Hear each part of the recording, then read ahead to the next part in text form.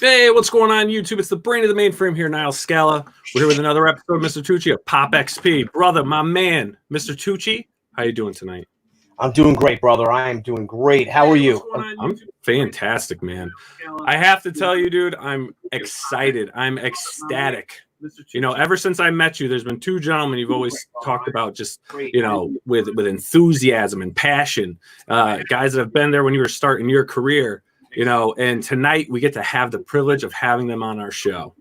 Talked about just, you know, with enthusiasm. Yeah, absolutely. But we got an echo of someone's watching YouTube on one of their computers. You know, and tonight. Oh, you're getting an echo? Having them on our show. Someone's got, I don't know if Steve or Josh have their computers on, but someone might have a computer on. Someone's watching YouTube on one of their computers. Nah, man. Getting an echo? It's all clear here. Hang on, let me see. I don't know if Steve or Josh had that. You don't hear the repeating? I do now, yeah. Is it you, Billy? Nah, man. Shouldn't be me. It's all clear here. Hang on, let me see. How about now? You don't hear the repeating? I do now, yeah. Oh, it's Billy. How's it me? It's you. I muted you. It's coming from you. Are you sure? Yeah, you have to have a window open, bud. Oh, you son of a... I hate this freaking PCs. Hang on. Oh, it's Billy. Sorry, everybody. Can't be me. Are you sure? I'm shutting everything. How's that? Better? There you go. Oh. There you go, Billy. You know what? I have to say, my fault. I'm proud of you. I'm proud of you. It's been many shows since you've done this. And you know what? It's been a good, 3-4 weeks since you've done this. And you know what, though? It's fun. It's fun, right? You know, it's just good to have the boomers on the show. You know what I'm saying, everyone? Because I'm not a boomer. I'm 35. Just remember that. I'm not a boomer. I'm not a boomer either. Not a boomer. I'm by 1 year I missed it. All right. Anyway, hey, so we got a great show tonight. Freaking fantastic, dude. I'm pumped. Yeah, we got an important show tonight too. Yeah. Two of the guys at the epicenter, the comics industry and of what's going on, and we want to share. They've come on and they've both graciously given their time for us to share with you guys out there just what their plans are for the industry, what direction they're going to be taking, because they really are in the driver's seat. They are a huge part of the comics industry. If you could say that, the publishers are the heart that pumps it in the brain of the retailers. Well, these guys are the blood that flows through it all, and that's how you get your comics through all your arteries and veins is what these guys are. And it's just two people that have dedicated their whole lives to comic books. And, literally, especially in the thing of Steve, is that he really changed the face of comics. Mm-hmm. And I don't know, Niall, if without, I think take it away. Yeah, I mean, without further ado, everyone, please welcome Steve Geppi and Josh Geppi to the show. Hey, guys. How you guys doing? Thanks for having us. We're doing great, man. Good to see you guys. How you guys holding up without baseball? Killing me, Smalls. That's the light thing of all the stuff that's going on. Don't you miss baseball? Yeah. I'll tell you, it's tough for all of us Yankee fans, huh, guys? Yankees, they still in the league? Okay, enough of that. No, we're all tied now, aren't we? Enough of that Same chatter. record. No, but we hope you guys are safe. We hope your families are doing well and everyone's staying safe and smart. And, we'll all get through this. But the question at hand is our industry. And, let's be, Steve, let's be clear from events of the last few weeks that we're really at a turning point now in the history of comics. Indeed we are. We are. And, we're going to have some tough questions, if you will, or just some engaging questions. But with our channel, we like to say positive, especially in times like this. We want to say positive, but we want to get to the root of things. But for those out there that don't know you, do you think you could, help us, what were the first comics that you remember reading when you were a kid? What were the early favorites? What got you into comic books, Well, being a baby boomer, born in 1950, my mom would bring home comic books as my, so to speak, rack toy, given the fact that she was surrounded by them everywhere you went. There was comic books, drugstores, newsstands, you name it. And so, Mom, what'd you get me? And it was a comic book. And I remember my first comic book was a Batman comic, which was a turn on for me. But I was a kid that liked all comics. I was into Harveys. I was into Archies. I was into Dells and Disneys. So at a very early age, that was my toy. That was my occupation, so to speak. Every day, my mother wanted to keep me busy. She'd give me comic books, and I would sit there and read them until they weren't 9.8s. I can tell you that. Mine were read to death. That's the days of the good old comic mags, right? When you roll them up and you put them in your back pocket and you share them with your friends. Your baseball cards were on the spoke of your bike. Yeah. Mm-hmm. Your Mickey Mantle card, rookie card. Another reason they're valuable, you know that. Yeah, that's right. So, getting into comics, so then, you had this love of comics. So we're going to get into how you end up getting your store and everything like that. But did you work in comics? Did you have any kind of first job in comics or anything like that? Well, an interesting, call it a job. When I was 9 years old and I first discovered a little place in about 6 blocks from my house. We were in Little Italy, the Italian neighborhood, and right next to us was the Jewish merchants selling corned beef as well as textiles and garments. And there was a liquor store in this one corner that had the guy's son, who went on to be a pretty important guy in Baltimore. He was selling magazines, and in the back. So when you went to the liquor store, he had a little cubby hole, and he also sold comic books. And it was the first time I ever discovered a place that asked that, in addition to the nickel a piece comics, he knew kids would pay more for back issues. So upon discovering that, I was like, heaven, I'll go there $2 every week, buy 40 comics. But then he introduced the quarter box, the 50-cent box. And of course, that was getting out of my budget. And he offered me a job one day. My first job was 9 years old. It didn't last a whole long time, but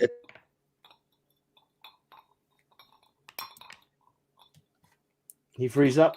Oh, yeah. You might froze for a minute. Will it get caught up? Hopefully. It happens.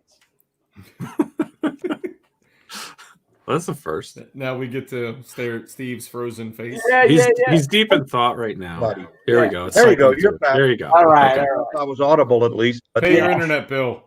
I just talk for no reason.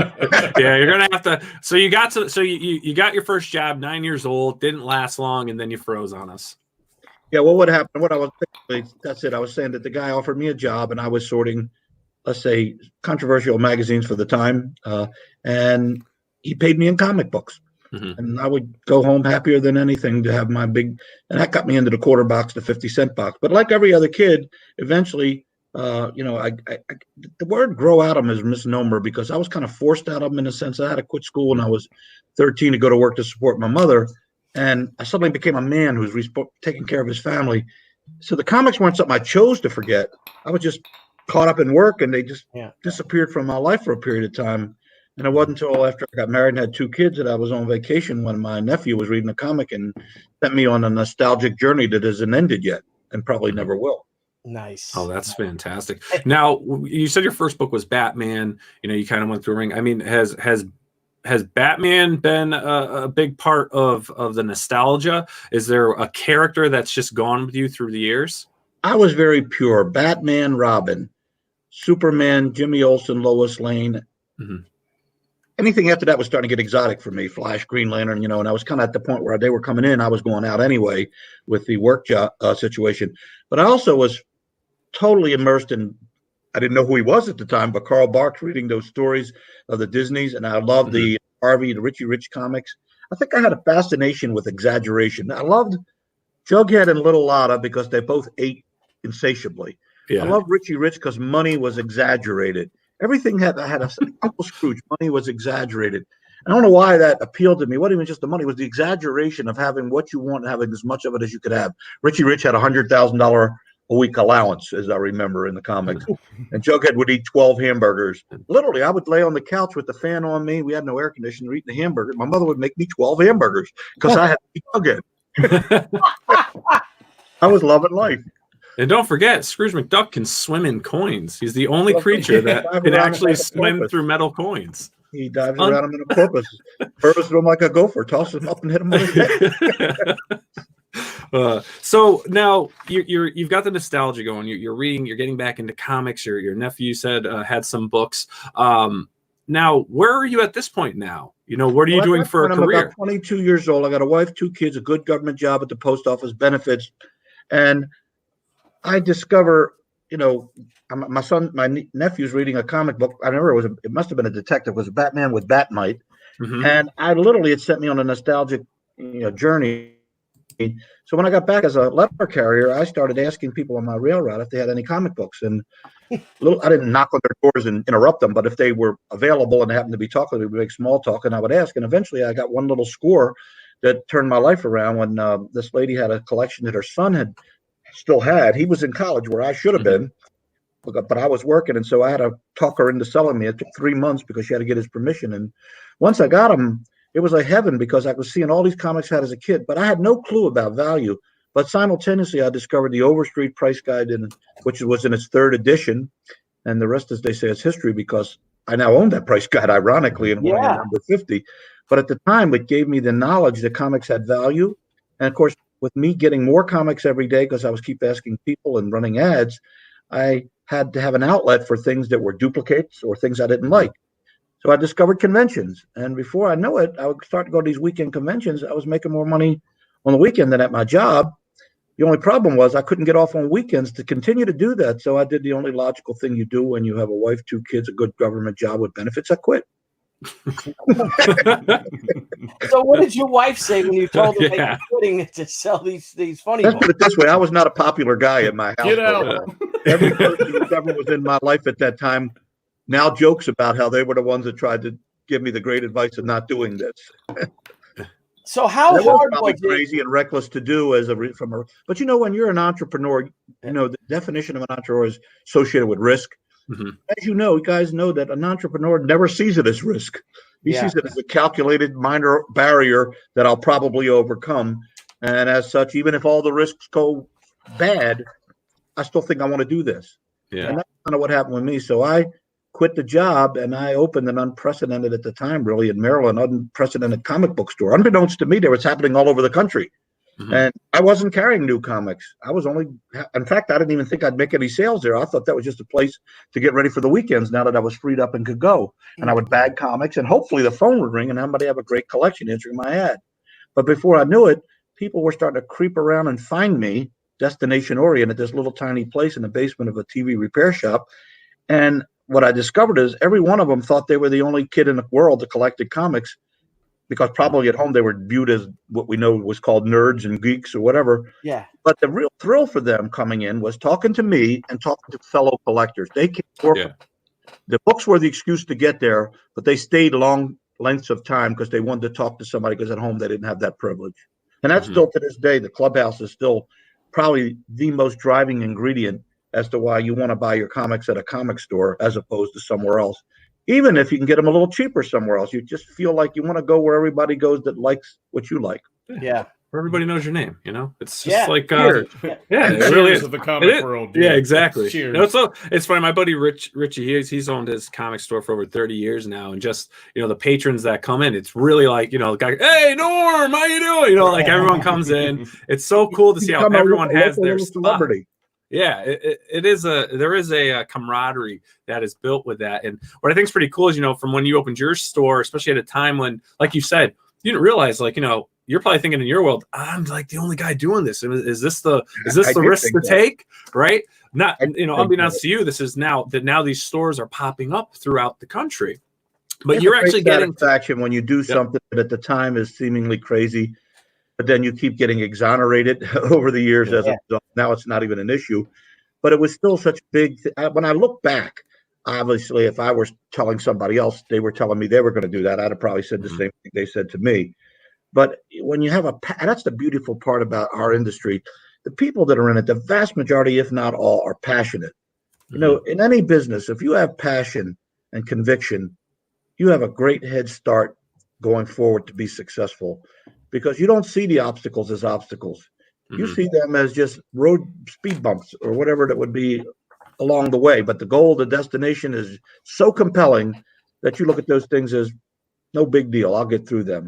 And then when you watch other people mimic it and do their version of it, you get a really great satisfaction. And I watch this industry grow from its infancies where we didn't even carry new comics to now what it is today. And that's why today's so important, because with this kind of restart we got going on, it's an opportunity for a lot of people to feel like they're in effect in the ground floor again. Yeah. Yeah. Yeah. So, No, go ahead, Billy. I'm sorry. What? So the name of your basement store in the basement of a TV repair shop was Destination Orient. No. That was using as a generic term. Geppi's Comic World Oh, was Geppi's my Comic store name, Okay. and I operated under the auspices of that as a sole proprietor till 1982 when Diamond got involved and I separated the two companies and incorporated them. How large was your first store, square footage? It was about 120 square feet. I paid $100 a month. It was in the basement of a TV repair shop. The address was 612 and a half. If that gives you an idea, Edmondson Avenue. I was awesome. the half. Yeah. And I would literally have signs on the door in the middle of the day that says "Outpaying basketball, be back at 2:30." Or I'd be playing the Pac-Man machine at the convenience store up the street. That's awesome. So how long did it take for your store to pick up? Where you're like, all right, I'm getting people in. Interesting. That was I quit the post office on June 30th, 1974, and on July 1st, I was open in that store. And basically, in a very short period of time, I would do a little advertising. Word was kind of creeping out. If you were a comic collector, that was like heaven to find. It was just like it was for me 9 years old. When I was 9 years old and I found out there was a place that sold back issues, man, I couldn't get there fast enough. And so then this was what was happening to me. So the customers and some dear friends of mine to this day would come in and like, hey, they're looking around with that look of wonder in their eyes, all those white boxes. Actually, there were Coke boxes. We didn't have long white boxes then. I had to use 64-ounce Coke boxes to put my comics in. And they would rummage through the boxes. And they were just in awe that this availability, because you didn't know where to go to get even last month's comic, much alone years before. Yeah. That's so awesome. So when did you start to transition that you were able to start to buy comics, like from the publishers, from Marvel, from DC? Well, what happened was, as little stores would spring up around the city, in effect, they became another place for somebody to go. So you kind of got talked into carrying new comics reluctantly because I felt like I needed a draw to get them to come to my store every week on a regular basis so I could sell them back issues where the profit was. And so I was, at the time, Suling was doing it, but I never was buying from Suling because right outside of my neighborhood in Rockville, Maryland, a short drive away, was Irwin Schuster and his son Jackie, which at the time Irwin Jackie became Jack's Enterprises and later combined with his other son Hal to become New Media Jack, because his company was called New Media. And they had a direct account for comics. And they, as you know, there was a big lawsuit where they sued Marvel, DC, Warren, and the printer basically for drop shipping privileges for Phil, but not for them. They won the lawsuit. In fact, it was my law firm at the time, back in those days. That's how I met my oldest, friend lawyer. Him and his partner were the guys who handled that lawsuit, and they won. And it forced Marvel and DC to publish trade terms, basically, and more importantly, from Schuster's standpoint, it allowed him to get drop ship privileges. Because otherwise, if you were buying from Schuster like me, and as opposed to Phil, Suling would have the ability to place the order, and the printer would drop ship it to California. So you couldn't, if you had to send it to Baltimore to then to California, you couldn't compete. Wow. So, Josh, how old were you when you really understood what your father did for a living? He still doesn't understand. I was like, yeah, I'll let you know. I'm turning 40, so I'll let you know when that actually happens. Ironically, that I've been working professionally in the industry for 22 years, but I'm like, I think I probably was just shy of maybe 10 years old when I understood what he did. Because I had a lot of friends that would ask me in school, like, your dad's into comics and it was all the craze. I became very popular real quick with my friends because my dad distributed comics and he had his comic store back then. So it's probably around that time. I'd say I was probably about 9 or 10 years old. So, a lot of people, Josh, like growing up, right? And if you have easy access to something, like a great friend of mine, one of my best friends, his father was John Tartaglione, longtime Marvel inker, art director, penciler. I mean, he spent 50 years at Marvel. I think he was at 40 years at Marvel. Maybe 30, whatever. And he did the Pope comic, the Mother Teresa comic and all. And Johnny grew up in the industry. He literally grew up around Marvel. Stan was a great family friend. But he wasn't into it because it was so close to him. Was that similar to you? Were you into comics as a kid, or was it kind of like, it's more comics? You know what I mean? No, I mean, I always loved comics. The thing with me, it wasn't so much the stories of comics. It was always the artwork. I was like a big fan of the art that was in comics. Like there was so many great artists that works everywhere from like, Kirby and up. I mean, it just, I loved looking at this really, really intricate artwork or seeing the story told through it. Funny enough, two of my favorite female characters, and Billy, I've told you this before, where one was she, because I love the way she was drawn, Yeah. and the other one was, Lady Death. So I love both of them because I'm very much into skulls. Anybody knows me. I love that kind of stuff. She was one of my favorite things just because I love the way Billy drew her. I was really into those things, more so than the stories. Like I was into the art. I remember like being back in like, I guess it was, I want to say it was somewhere in the 90s when Ghost Rider 15 came out. And maybe it was maybe earlier than that. I'm trying to remember the exact date of the new series where it had the glow in the dark cover. Yeah, text. That text there, the text cover where it had the glow in the dark, and Steve bringing that to my house and saying, "Oh, check this out! It's so cool." I'm like, I was blown away. I'm like, but it was that focused Ghost Rider head with like the flames around it. Just those kind of things I remember and stick out in my head. Yeah. But I've always had a love of this industry, and like I said, I could have decided to do something else when I was young. I was very much into sports. I love baseball. I could play pretty decent. I dislocated my elbow and blew my shot at playing baseball. So on to comics it was. Oh, darn. No, but I love this industry. Like I said, Yeah. It's my passion. I love being around. I have a great mentor in Steve to kind of show me the ropes, but it's, what I'm going to do until I'm dead or can't do it anymore, Yeah. Now, Steve, back to you. Now, you've got your store going. You're starting to build relationships with creators, right? You're building relationships with the creators. Is this the same time you're starting to your distribution as well, or are you building your relationships with the creators prior to actually developing your distribution?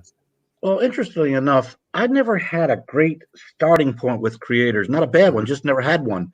In fact, I can tell you stories where, as green as I was, when the young customer of mine, I still talk to him periodically now, named Bobby Baker. He came in my store when I was just opening. He says, "You got any Neil Adams comics?" I said, "Who's he?" I had no clue. It was all about learning from the customers as they told me what they want. Because when I was a kid, I guess in hindsight, I was cognizant of the art, meaning Superman and even more so Donald Duck. We know the good Duck artist story.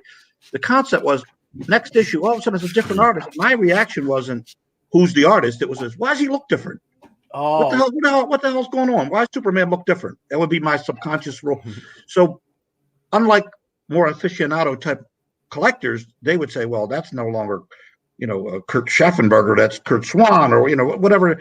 But I had to learn that after I got back into the industry. And then I came pretty good at it because I was learning so much. And then the price guide was a great educational tool. You'd look it up. It would not only tell you the pricing, but it would tell you who drew it, who did the cover. And so now in answer to you is I really didn't start out with I knew certain art, but I would go to conventions. And of course, there you find out quickly who Stan Lee was and who this was and who that was. Because remember, I was a DC guy. When I was getting out, Marvel was coming in kind of. And I remember, I have to say, how sacrilegious is this? But when I saw Fantastic Four #1, and it's kind of ironic, it tells you I did have a cognizance of the art. I said, God, another Challengers of the Unknown. Oh, yeah. Kirby drew both. It wasn't about the art. It was about I wasn't interested in anything too exotic. As I said before, I like my Superman family. Yeah. Oh, I just saw something. See that? Very flattering. Steve Geppi should be the new Stanley spokesman for comics. I do have to, we'll continue on with some of our questions, but I do have to say, you have been doing a lot of streams, or you've been starting to do more streams, I should say, doing these interviews, talking with people, which I think is great. A lot of people getting out to know you. And I have to say, I've listened to you on a few shows, and it's good to hear you talk about the industry. It's good to hear your passion and your voice. And that comment just makes me think, and I agree with that comment because, with everything going on right now, and we'll get into this in more detail, though, I do have to say you have been like the shining light, especially in my opinion, just kind of letting everyone know, look, we're going through something, but it's going to get back to normal. It's going to get better. Well, you're very kind to say that, and one of the viewers to post what they posted. I've actually had that said to me a couple times, and I certainly have nowhere near this feet to fill the shoes of Stan Lee. But if my position now lends itself towards being a little bit of a spokesperson because I have a bigger involvement than most, then I'm delighted to do it. I'm not trying to fill Stan's shoes by any stretch of the imagination. But what I do like is that these online shows that you are blessing me with the ability to come on tonight, and I've been on a few recently. I was kind of a little persona non grata for a few years in that my company running well. It wasn't that I wasn't involved. I worked as hard as I ever did, but I didn't have a face to the company through me, at least. So I'm seeing this opportunity, and I really want to refer to it as an opportunity. Don't get me wrong. People dying from coronavirus and all that is not a good thing. We wish it had never happened. Yeah. But given that we have no choice and it did happen, I see this as a clean slate. And it's an opportunity for all of us, not just me, to say, let's look at the situation. The landscape's changed. What can we do now? It's kind of analogous to when in early 70s, even before me, there were people, but when new comics became something you could buy at a direct market store as opposed to just back issues. When that happened, it was like a market that the publishers were kind of wanting to listen to because it said non-returnable. They didn't really want to just overboard jump in and say, okay, put all our eggs in that basket. But over time, they cultivated, and look what it developed into. Similarly today, it's the same thing. It's a new start. Only we have the advantage of having about 45 years of history to draw from. Not that we'll necessarily do all the same things, but we'll certainly have the knowledge of what went right, what went wrong. So what I'm trying to do through these shows is I like the fact that I've been able to talk to retailers in one show, publishers in another show, consumers in a way. When I was on Kevin Smith's show, a lot of consumers. I want to talk to creators. I want to talk to convention organizers, because what I'm trying to do, and this will be a little segue for what Josh and I are up to these days with this new slogan, and this tomorrow is going to be released. It's called Back to Comeback, but we're going to do something, that you'll hear about. We can't tell you too much because it's a tomorrow release, but the bottom line is I'm trying to marshal the forces. Trying to get everybody thinking positive. And it's not because I'm a goody two-shoe Pollyanna and I don't understand anything. I just think that my whole expression is if you put 50 in a calculator, negative 50, and put another negative 50, you're now negative 100. And you keep hitting negative numbers, you're never getting out of the hole. Only when you start putting positive numbers in that calculator can you climb out of the hole. So we're excited right now for the new. Yeah, maybe we've worried that the industry is going to be a little shrunken in size, but it's also like a reset. And so when you see me on these shows now, it's a privilege, number one. And I'm thrilled that I'm getting such good response because I'm trying to be myself. I don't want people to think I'm the pay no attention to the man behind the curtain guy in The Wizard of Oz. I want people to know I am first and foremost a collector. You heard a little bit about my story from the time I was 5. I want people to understand that they don't get their comics through Diamond from a guy that could care less.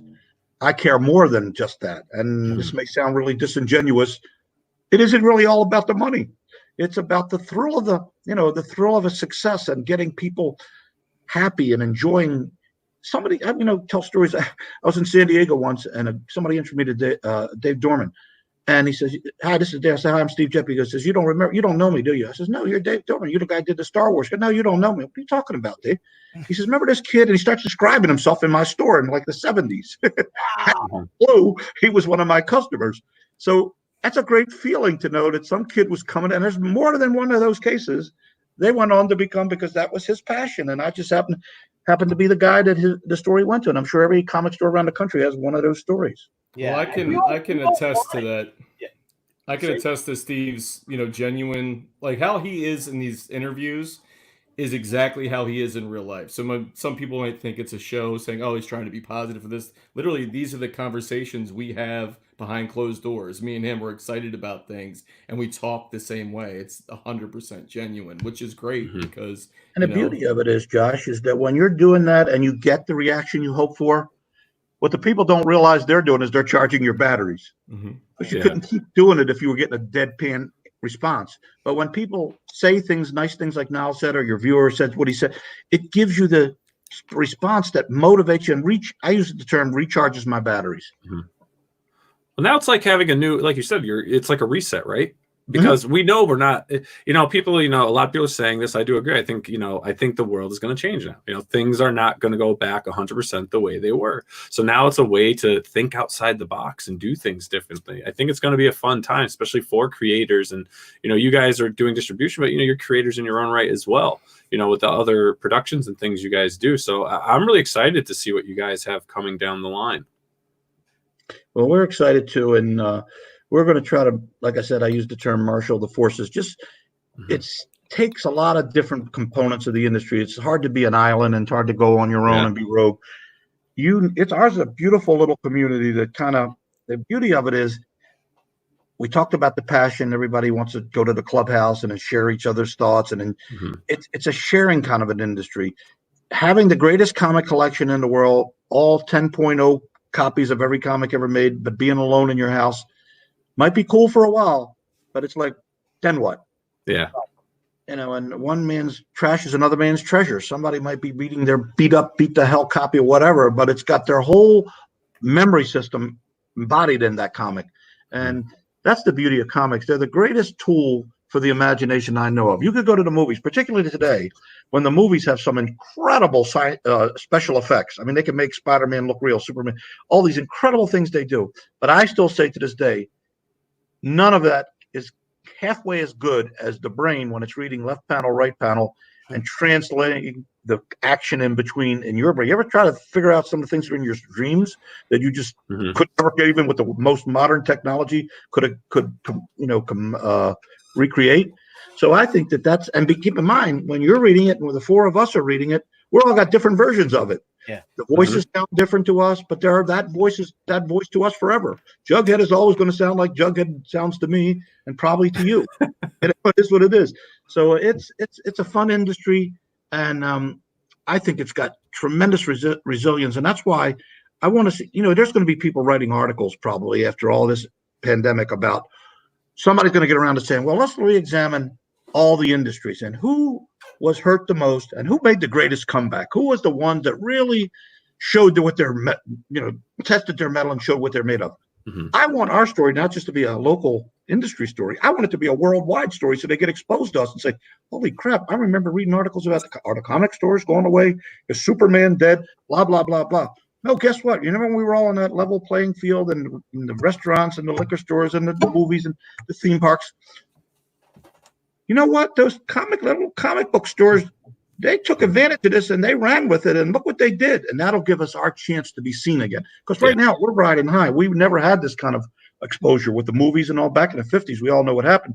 But little by little, over the 40-some years I've been in the business, we've gotten more and more accepted. The schools now accept comics. The bookstores accept comics. The movies embrace comics. Oh, yeah. So I think we can take the limelight that we've already enjoyed and take it to the next level because we're on a level playing field against other forms of entertainment. Yeah, and I have, again now, if you don't mind, so and I have to say, when you were on Kevin Smith, you said something that was really great, and you were talking about how comics has bounced back. Many times through the decades of comics, it's always been up. The industry's dying, and you said, yeah, but let's think about this, guys. We're an industry that started in the Depression. We thrived in the Depression. Yeah. Like this industry knows depression. Like it's not going anywhere. It always bounces back. And when it bounces back, it bounces back hard. And it gets, and it's always it's like, you're going up a step, now you're steady, but then, you're coming down, but now you're able to go up two more steps. Like, we have these obstacles, but it's not going anywhere. Well, crisis generally breeds opportunity, but you have to be sane and calm and not panicked, because you will see clearly when everybody else is panicking, that's a good time for the people who don't panic to take advantage of the opportunity. If we wait till everybody else is kind of recovered and back on their feet and I wish them all well. But what I've been telling my company is do all the things we got to do to survive because they're incumbent upon us. But let's budget a certain amount of time every week to what are we going to do going forward. We don't want to be just meeting the former goals. We want to set new goals, and ones that maybe we couldn't entertain before because everybody was doing so well in all the other industries that they kind of had a resistance to any ideas. Now maybe they're all looking for us to say, yeah, I'm interested. Maybe I'll carry comics if it helps me get back on my feet. Well, that's like saying everybody's, when we get back to normal, everybody keeps saying that, like, oh, when things get back to normal. I was like, I can't wait till it gets back to normal. Well, was that normal so great to begin with? I'm like, I keep saying, let's be better. Yeah. I said, let's learn something from this. Like, I'm not getting up on, like on my soapbox here, but it's saying, what did we learn from this experience? Everybody's the same now. We're all living in the same world where we can't do certain things. People's freedoms are kind of taken from them because it's a serious thing, but let's be better going forward. I'm like, let's do things for the betterment. And then, that's where a lot of opportunity is going to come in this, because people might start seeing a little more clearly. So I'm excited about that part of things. Yeah, and because we have to, because you have a country, and not even the world. I mean, in this country, we've got, 330 million people in this country, and you're looking at good books, Wonder Woman, say, selling 40,000 copies only. That can be improved upon. And I think that this should be a wake-up call for people to start listening to customers. You know what I mean? Because people want stories. And there's like 7.5 billion people in the world. I mean, that's a big market. And so these comics should be selling in the millions like they were. You know what I mean? They really should. People want them. I just think that they want good stuff. You know what I mean? And like I said, we'll address that even more. But I just think that this is a wake-up call to the publishers as well, and as creators, is to really start to listen more to see, well, what do you want? I mean, look what Stan delivered. You know what I mean? Stan was delivering, give the people what they want. He was on Hot Topics and things like that, and it was an escapism of whatever it was, 24 pages at a clip. And Steve, you remember when you were a kid, even before that, here you are, you're great. You could buy 40 comics with your allowance or whatever, and you can sit there and you can just, you know what I mean, fall into your own world, and it just unlocks this entire, your own creativity or your own, whatever. It unlocks the pheromones, whatever the hell they are, endorphins, whatever, to make you, you know what I mean? No, he's right. I mean, hormones start kicking. Turns you on. Yeah. I don't know what comics do for you, Billy, I but wish every person that hears us speak about this that aren't necessarily collectors now or even buyers of comics, but maybe either were or weren't one time in their life, would be aware of the difference between now and maybe when they were buying comics or thought about buying comics, that it's such a bigger world now. There's so many more choices. There's so much more sophistication in the art and the stories. That's why the movies are good now. Yeah. Back when they were doing it before, somebody would pay Marvel $100,000 to get the rights to do the Hulk, and then they paid $100,000 and it would sit in a can and never get made. Yeah. It wasn't really until they start letting comic book writers have a hand in the movies instead of them trying to movieize them all the time. Right. That suddenly comics became a badge of honor. You said one before, maybe a guy would say, I did Daredevil. Hide his face. Yeah, I did Daredevil. Some famous movie stars, The Rock or whoever, they want to brag about their appearances. They're not like ashamed of it. Yes. So if you had that kind of recognition in a mass market like that, bookstores carry them and schools approve of them, it's a renaissance. And the way things work typically in life, there's usually trajectories. You hit a certain level, then you kind of coast for a while, and then something happens that maybe you kickstart again up to another level. I'm looking at this situation we're in right now. We've never expected to have a situation like this. So why don't we try to make it happen? Why don't we try to look at this level playing field where everybody, it's not like somebody saying the comic industry is doing bad and everybody else is doing good. That's a different kind of problem. Yeah. And that everybody's been affected. Yeah. And so while everybody's affected, let's see what opportunities that weren't there before that give us a little bit more of an open-mindedness from the people that maybe we tried to preach to. And maybe let's use an example. They do carry comics now, bookstores, but let's say they're still not like a comic store. But notwithstanding, if they had never carried comics and all of a sudden their sales were down 40% because of a coronavirus, and somebody says, there's a little market for comics, they might be more interested in trying something else to make up for those sales they lost. And I don't know what the equivalent is today, but I'm going to find it, and I'll bet you it's there. I'll bet you there are going to be places that weren't amenable to carrying comics before, or graphic novels, that might, because of their need, if nothing else, to increase their sales, be a little more amenable to trying it. Right. And that's the bottom line. It's a business. It's a wonderful business of creativity. But, when you had, there was that big uproar at New York Comic Con a few years back, if you remember that, at the Marvel panel.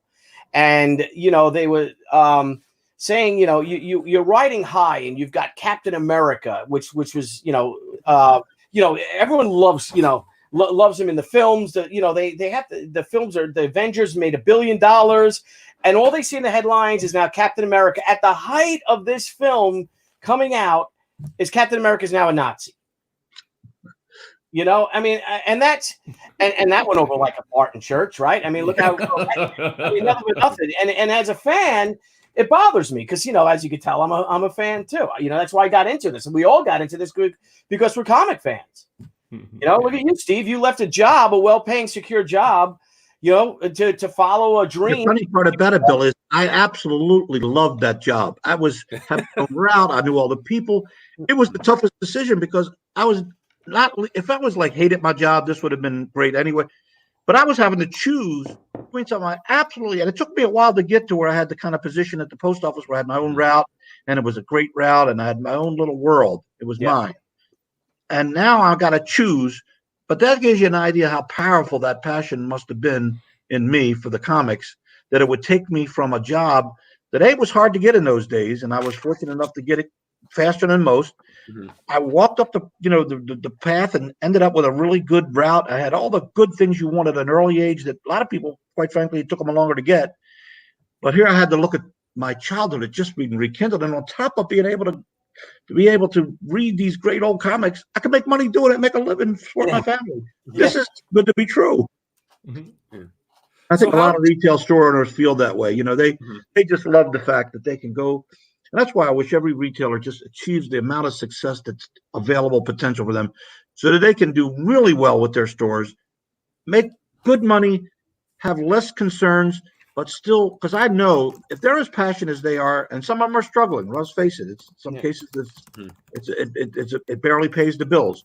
But if they're still passionate with that picture, imagine what they'll be like when they hit the home run that I think they can hit if all things are equal. Absolutely. Now, Steve, since we have you here, you know, you always hear like people's comments of Diamond, you know, being a monopoly and the big company, the main distributor, all that stuff. But, you know, how did Diamond get to be top dog? I mean, how did you progress from collector, store owner, small distribution to, you know, the only distribution? Well, try to give it a quick. When I started distributing under the auspices of Geppi's Comic World, it was like a favor for friends who had a store that couldn't meet the minimums. I had like 6 or 7 guys that it was like a pain in my butt to do, but I did it. Then when my distributor won the lawsuit and moved to Florida, he handed me another 11 accounts because he was going to set me up as a sub-distributor. And even then, it was like 16, 17 accounts. Who cares? But it was more of a pain in the butt. But then I started to, you know, decided, well, you know, if I'm going to do this, you know, I might as well do it a little more aggressively. So I started to be aggressive about competition. I became avid for buying companies out, you know, looking for ways to get quick, because I saw market share as the way to go. I knew the market was very small, and the bad side, it was small. The good side is if I really believe what I believed, and it's come to fruition, not even to the point yet that I think it can, but certainly a good point.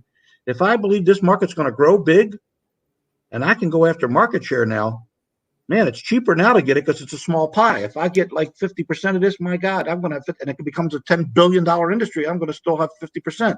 Yeah. So that was kind of the approach. And then over the years, I would buy out distributors. And of course, the 1995, when Marvel bought Heroes World, that kind of forced this issue.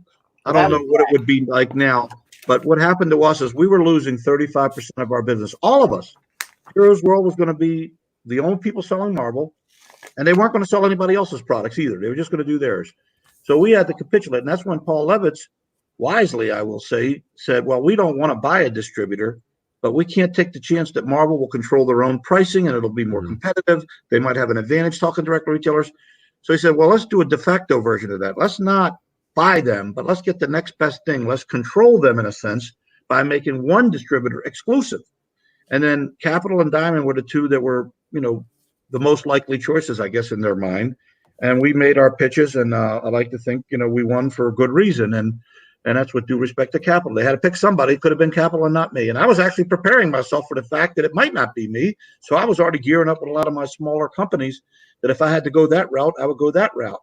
But as good fortune turned out, we became that distributor. And then DC in that scenario, because they wanted to control the pricing, changed everything from a buy-sell agreement to a brokerage arrangement where they set the pricing, and we just got the same amount no matter what the customer paid. Yeah, so really what it was, quick. Now, it's a lot more to that. And the other night on Comic Book Historians, I told a longer version of that. So if you want to hear all the detail, there was a lot more in that. But by and large, it was something that I set out to do, and I was happy when I grew to be when we bought out Bud Plant in 1988. and we became overnight the largest distributor. At the time, we were number 2, Capital was number 1, and Bud was number 3. By buying number 3, the combination of the volume of 2 and 3 made us number 1. And I was already happy. We had about 44% of the market at that time.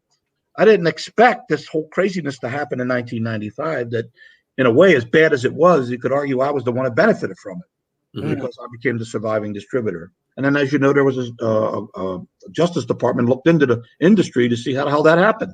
Yeah. And they realized that it wasn't our fault. In fact, it was actually, in their opinion, the only way the industry could survive, because the industry was half-sizing in volume at the time. So, everything happens for a reason. But today's a new day. Yeah. And things have changed 25 years later, and we're every bit as competitive as we ever been. We feel like we did a good job competing to get where we got. And if new competition is in the world of the today, bring it. We're going to feel confident that we've got a jump start, in the sense that we've been, servicing a lot of accounts for a lot of years, and we think we've made our point. Not everybody loves us. Not everybody loves anybody, but we feel like we got a good head start. Mentioned before that I'm an information freak, and I still am, and it's evolved. Everybody knows Steve. Up until about 10 years ago, I opened every piece of mail at the company. My rationale was everybody knows what they. My rationale was everybody knows what they get, but I know what everybody gets. And so I could expedite things by saying, all right, in the same minute that I'm opening mail, it only takes me a fraction of a second, I can see that this is something credit needs to know, and so does customer service. But if I wait for the languages in the in-bin to get to the next person, it might take a while. Now, the newer version of that now, and that evolved into fanatical voicemail checking 20 times a day. Then it evolved into fanatical email checking, and now it's fanatical text checking. And so if you got an important email for me, send me a text to tell me to look for it, because I'm on my phone, and if I'm scrolling, I could scroll for about 20 minutes and still be in today. Right. Now let's go back to the mail, opening the mail. Now, Josh, is that true? And I've heard the rumor that your first job was working at the mailroom at Diamond. Yeah, I started in the mailroom at Diamond January 5th, 1998. 98. So do you remember your dad coming down? You're like, no, Dad, you can't open these. It was a different version. No, I had to deliver the mail to him. Yeah, we received it, and I took it directly to him. And everything, but I got the mail, and it was sacrilegious to open something around me and make me have to be the second guy to know. No, I brought it directly to him. That's the first stop. When the regular mail came in, it went right up to his own mailroom that was next to his office, that he went through and sorted everything. And then I come pick it up and take it to everybody else in the company. The city paper, a local paper back in the day, did a whole article. I was on the cover of it. It was the mailman. I never got rid of that job. That could be a whole nother show. I love that. I love that job. Of all the things you've opened, you must have found some nutty stuff in all that. Oh, I got some racy stuff at times that I didn't intend to see. And it was addressed to Josh? No comment. More often than not. Now, did you have the cart for distributing your mail, Josh? Yeah, the rickety wheel cart. When I would sort the mail, all the boxes, kind of like what I did with the post office. You folded it up into the respective cubby holes. Then they would come with the cart, and they'd deliver it to the various departments. But I had seen it. All right, so I want to get back to the point because a lot of people might not know this. On the surface of it, it seems like many people don't remember that this was Marvel's purchase of Heroes World. So for those of you who don't know, because we have people that might not know the history of comics back then, in '95, Marvel decided that they wanted to cut out the comic book distributor and sell directly to the retailers. So what they did is that they bought a small regional distributor, Heroes World in New Jersey, I believe they were in. Correct. Yeah. And that's really what kicked it all off. It's not something that you did. It's, again, as you said, you reacted to it. Do you think that you or Diamond has done enough to tell that story? Or what I'm discovering recently, everyone knows that story. No, I think it's funny. That's 25 years ago. Some of the people that own comic stores aren't 25 years old. So bottom line is, I guess I've been remiss in thinking about people who are only 10 years into the industry, 5 years, 15, that you can't make the assumption they know all of that. It's history is history. So these shows like yours are giving me an opportunity for those who are interested, and I think more people than you'd be surprised are, as to how this, and not just the retail, I think some consumers are interested in how this happened. And I think aside from the biased, prejudicial viewpoint and how it affected me, I think it actually was a good thing because our industry, we had no way of knowing, was half sizing at the time. We had, through 1993, the industry grew phenomenally, but a lot of it was false volume. We had the baseball card guys talking people into buying cases of comics because they're going to get rich, so I'm going to put their kids through college with a case of Spider-Man and all that stuff. We had comic stores. There was almost every store in the country was eligible for the top discount because through some consumer buying cases, their volume was like a big account, you know, and so effectively it was a bogus volume. And when Marvel did this, even though it was not a good thing, the good Lord looks after this industry, and it created a system of consolidation that led to Diamond. Not that we ever wished anything to happen to the other distributors per se, but here we were. There wasn't only enough volume. These retailers had gotten used to a certain discount level because of the competition. They'd gotten used to a certain level of service, certain everything that could only be afforded by a distributor who had a significant amount of volume. And when the industry half-sized, it would have, without that having happened, a lot of distributors would have went out of business anyway. Yeah, because the volume would have disappeared. So by consolidating all that, not intentionally, but it happened, all that volume got forcibly consolidated, and fortunately for us, it was us, that we were able to survive. Because I was actually probably making more money in 1993 as the #1 distributor with 44% of the market than I was later, because the volume had dropped in half. Yeah. And they just weren't prepared. I mean, and you think of the biggest publisher buys the smallest distributor and think they're going to be able to and remember the retailer, you know, the retailers, the fans weren't getting their books. It was a nightmare. And you got to remember, it was only in 1988 that I bought Bud Plant. So it wasn't until 1988 that we had a coast-to-coast operation. And so we're 5 years into that when this happens. Fortunately, we were 5 years in. We had gotten the bugs out of the system and be more able to handle the whole country, because that was the problem when they picked Heroes World. With due respect to Heroes World, you know, and Ivan Snyder's a good friend of mine to this day, although we haven't seen each other in a while. It was just more than he could handle. It was, you know, all of a sudden you're an East Coast niche distributor and you got counts on the West Coast. Fortunately for us, as of 1988, we had gotten accustomed to dealing with a much bigger market and had the infrastructure to do it. And it wasn't easy. Well, the same thing. Keep in mind, when we did that, we didn't have Marvel because they had left. So we were now without Marvel. We had all of DC, which didn't make entirely up for the loss of the Marvel volume.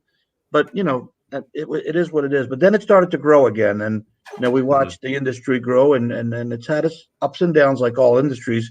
And there's still change going on now. But the good news is, if you just take a quick pen and pencil and a paper and look 1955 to now, and where comics were headed when they in the 60s and what was going on, despite the great product that was being produced, you know, the Lee Ditko's, all the Marvel. But what happened was, you know, the newsstand was eroding. The newsstand was a dinosaur, and they didn't even care about comics. There was like a punchline on I remember Bob Costardi, who was the chairman of cable news of Curtis Circulation. I met him one day, and I guess, you know, now the direct market had formed and taken a lot of the business they probably didn't even realize was leaving. And he said to me, you know, Spider-Man's like a punchline for us. We carry Playboy, we carry Harper's Bazaar, we carry this, and we got Spider-Man. It wasn't even something they cared about. So thankfully, I like to think the publishers too recognize that was a very scary time for the future of comics. And look what it led to, because in addition to the comic sales they enjoy, do you think all these movies would have been made if the comic industry hadn't come about? Yeah, exactly. Yeah. Yeah. And speaking of scary times too, with all that you went through, I mean, now just going back a couple months, I mean, you had, you know, a decision to make, you know, a decision that, you know, that some say rocked the industry a bit, you know, with, you know, halting distribution. Well, I said it before and I'll say it again. As a little boy buying comic books, 5 to 10 years old, I never dreamed I'd be the guy to shut down the industry. What an awful thing to have placed in my lap. But I know we made the right decision because it is evident now. There's even people now saying we're opening too early in general, not just comic stores. You know, you got both sides of that coin where some people are saying, well, you did all this, you know, and now you're going to throw it all out the window if you have a reoccurrence. And it's a calculated risk. But I do believe that you can't go on forever sequestered or quarantined, because you'll have a different health problem. If people can't get food and people can't survive economically, it'll turn into something different. So Josh got a shout out to his Jack Daniels there. Yeah.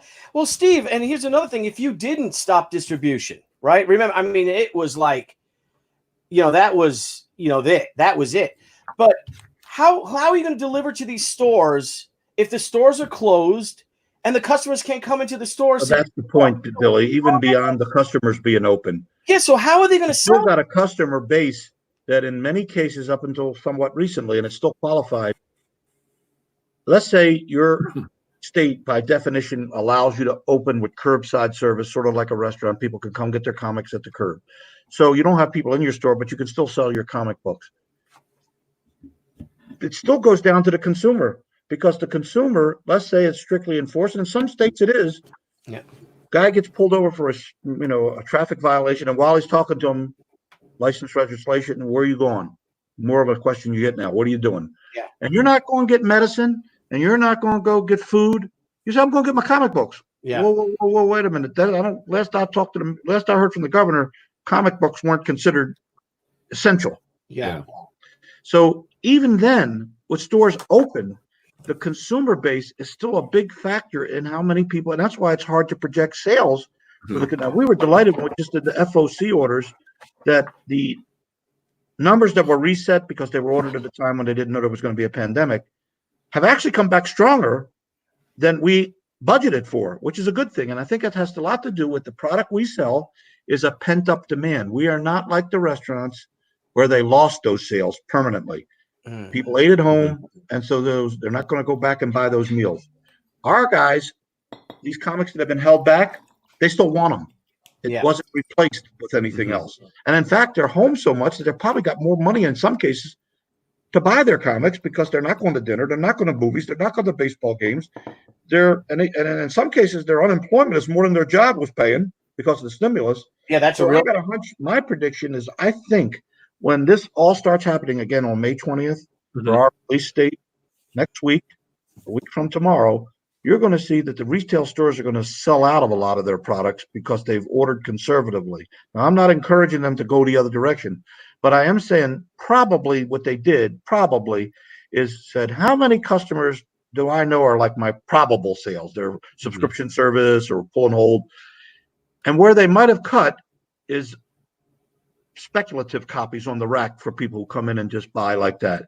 I got a hunch they're going to sell out quickly and be calling for reorders. Oh yeah, I got some friends. They still have 50 copies of Captain Marvel #1 from when the movie came out, because they had to order so many of those books to get the variants or whatever. And maybe they'll be a little more selective and not have to, and not do that. Our retailers are really savvy, smart people. They're entrepreneurs, and they are not dumb. They'll find a way to survive more than the average guy. I have great confidence in them. Jason Vigno, I don't read, has a distribution-wise, what changes will we put in place day to day at Diamond with shipping books out? Well, what I would say on that is all things will be pretty much as was. Shipment is the thing that we don't control, that we will process on behalf of the publishers, is the amount of product. Wisely, Marvel and DC both are going to sprinkle it, because we don't want to shove a square peg into a round hole and say to the retailer, you ordered this, and I don't care if a pandemic wasn't in your mind when you did it, you got to take these. Well, what good is that for us when they said they can't pay? It backs up the system. So we're going to try to nurse everybody back to health by giving them as much as they want or need, and they'll know more than us how much they need. So I see the reorder side of our business will be a little more volatile, because now their mindset in the resetting of the numbers has been much more conservative, likely. So with a much more conservative, generically, with a much more conservative process of ordering, it argues that you're going to sell out quicker. You weren't being that speculative. And if they are in need for more product, because it turns out, hey, the whole world still wants them, and there's suddenly a rush, everybody's buzzed all at the end. We're hoping to do that, by the way. That's part of what we're going to talk about tomorrow. When that happens, if that happens, and then we got to be there with them, and the publishers got to be there with us, so that the product exists in order to be able to fill those holes. Now, I'm kidding now. Well, I just had a question because I know, like, now that we're going through this time, and for us, and I know Josh knows, and I've talked to him, when before we rebranded, we were Crowdfunding Comics. That was the name of our show. And we always highlighted, crowdfunding creators. I mean, Billy's roots as an independent creator. But what we noticed is once this all happened, Pencils Down was established for, well, I'll say certain projects. It wasn't for all artists, but we did know that there were people that were out of work. A lot of people were reaching out, a lot of creators reaching out like, hey, how do I crowdfund? How do I do this? How do I do that? And a lot of them are like, I think, kind of looking like, well, man, if things could stop that easy, and I'm not saying it's, even their company, Marvel, DC, other companies telling these artists, hey, you got to stop working, even though these books, will take a while to get done. But they're now looking, I think, for almost like a safe net, or, hey, maybe I should, not keep all my eggs in this basket. Maybe I should go into this market as well. Is that anything Diamond's looked at as supporting, or even looked into, like, crowdfunding creators and how to maybe distribute some of their stuff or for their campaigns or anything of that nature? The other night I had a really good conversation with Todd McFarlane, who just did his Kickstarter version of a toy. Raised $3.5 million. And Todd was, I think he wanted my advice on, I guess he loves the industry and was concerned, about how people react to things that publishers have to do in their world and their business. Yeah. And this may sound like counterintuitive, but I believe that anything that the publishers can do that increases the awareness of comics that otherwise isn't going to happen in our market, they should try. I mean, so if all of a sudden they create a whole new market of buyers that never would set foot in a comic store, I'm pretty confident the comic stores are going to ultimately benefit. We have a tendency, including distributors, to say, man, why are you selling it to them and not us? And I'm not advocating they do that, but I'm just saying, if they do it because they feel they have the fiduciary responsibility to their families and their company to survive, they can't subsidize something that isn't working, then what really generally happens, I remember when we first started selling the Wallens and Daltons and all the bookstores that then existed, retailers were upset. Oh, you're bailing us. We're the comic stores. You shouldn't sell to them. Why are you going after that? We're the ones that support you. And I kind of understood that as a former retailer.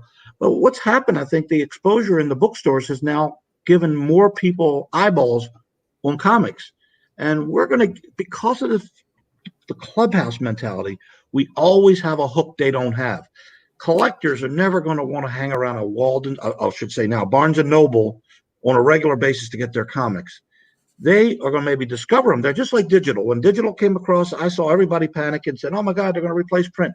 And I was the one, and I'm documented on this, that said, no, digital is going to cultivate some new readers that we wouldn't otherwise get, because a kid 5 years old like I was may discover them on his iPad that wouldn't have been getting his mother bringing them home because she don't run into comics anymore.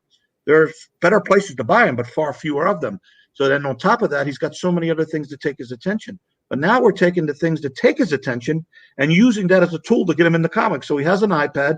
He's got the ability to go on and Google anything. And all of a sudden, in combination with the movies and the games he plays, there's Iron Man. And all of a sudden, Iron Man's a household word where he's a second-tier character on the Marvel Universe. So if a creator goes out and does a Kickstarter, sure, as Diamond, I don't like the fact that there's something I can't buy and sell to my retailers. But if the publisher is doing it because they feel like it's a market that they just can't, there are many publishers that maybe would have never made it on a certain type of product if it was dependent on the comic store numbers, because the nature of our ordering process is new things tend to get, small orders. They really not. And we still carry them. In a lot of cases, we lose money to do it because we're always trying to be as open-minded we can about product. But if in hindsight that what's that dog book by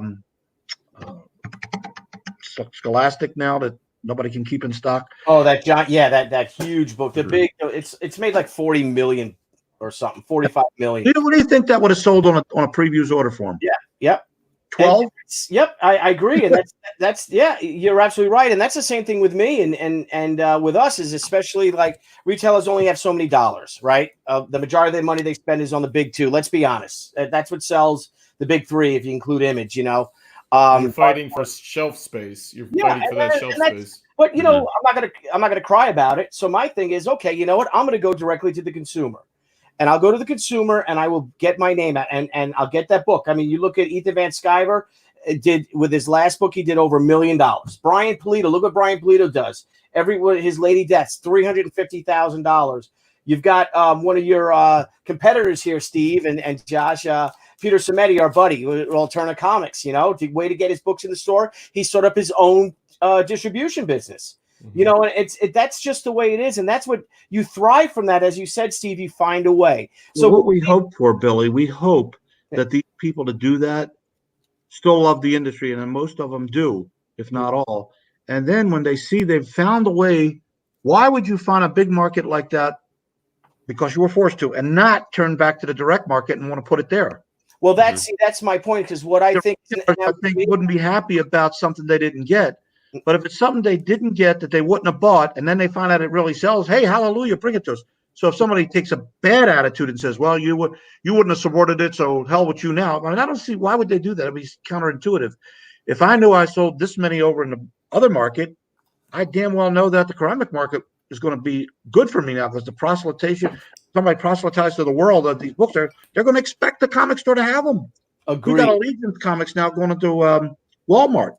Yeah. You know, and Allegiance. Yeah. I would hope that if they get successful, I hope they're successful, they're going to turn around and say, hey guys, we proved we have a viable product.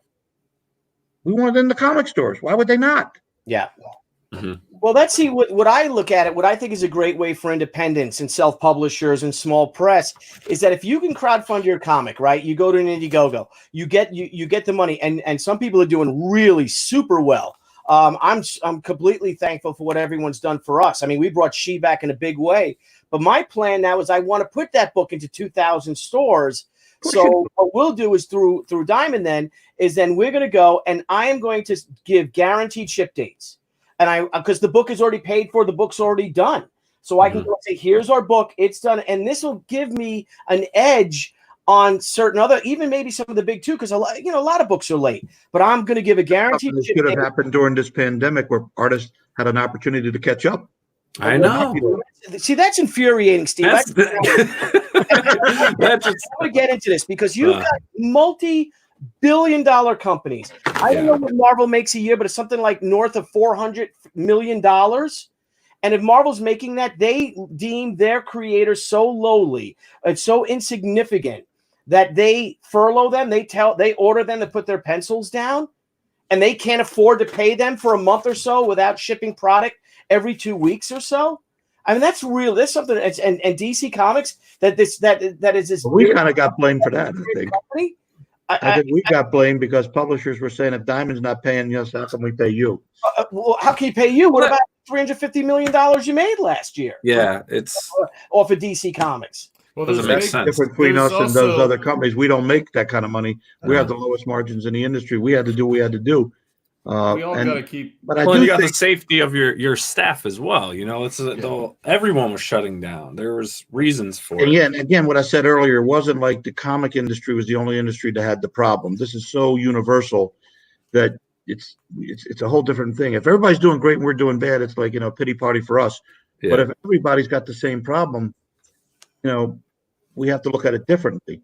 Right. But I think that in the world of Indiegogo or crowdfunding of any other source, Kickstarter, what have you, that while I'm not going to sit there and encourage people to bypass the direct market by any stretch of the imagination, because if they do have something that they believe, and everybody believes in their product and either gets proved right or wrong, but if they do believe that our market is kind of a hotbed for the potential of it, they should definitely give us the chance, even if they do it simultaneously with the other market.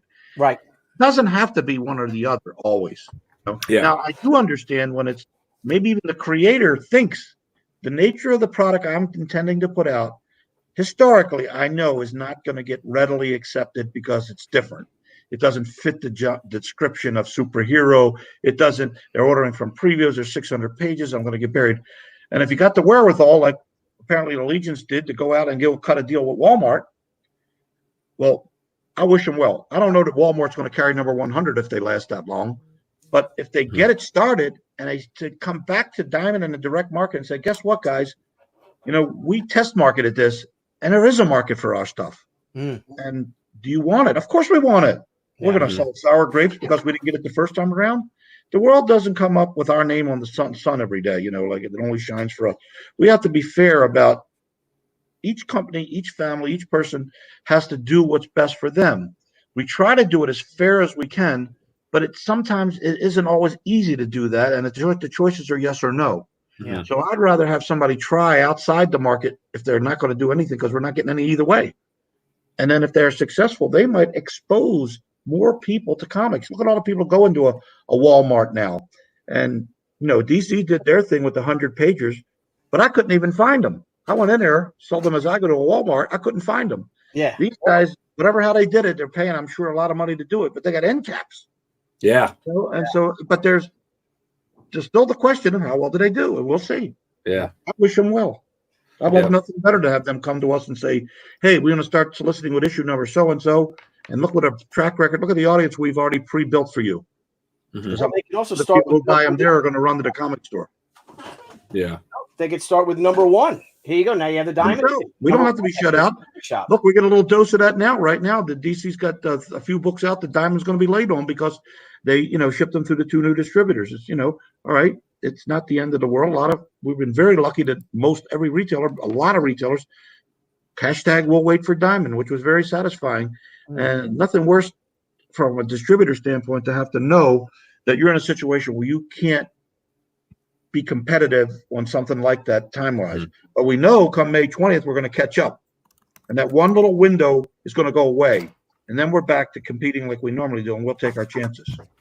Yeah. Now, this is primarily a creator show, and that's why we thank you for coming on. We know that you guys, that you did the retailer, the end. You had the Publishers Summit. And then you had the fans with Kevin Smith, of course. A lot of creators follow our show. A lot of people that put their own books together. And there seems an agreement and, between a lot of retailers that at least some of the publishers at this time, they probably should lessen their titles, chop down some of the titles. And that means that more creators, at least in the short term, they're going to be competing for less work. How do you see that playing out? Do you like the idea of publishers lessening the titles? And, remember Marvel with the Great 12 a month, you know what I mean? Sort of thing. How do you feel about that? Well, you're going to get a little dose of that just by force right now with the trickling effect of the restarting of the industry with probably it's probably going to be the opposite now. They're going to say there's too few right now because of the nature of the pandemic and trying to be due diligent about it.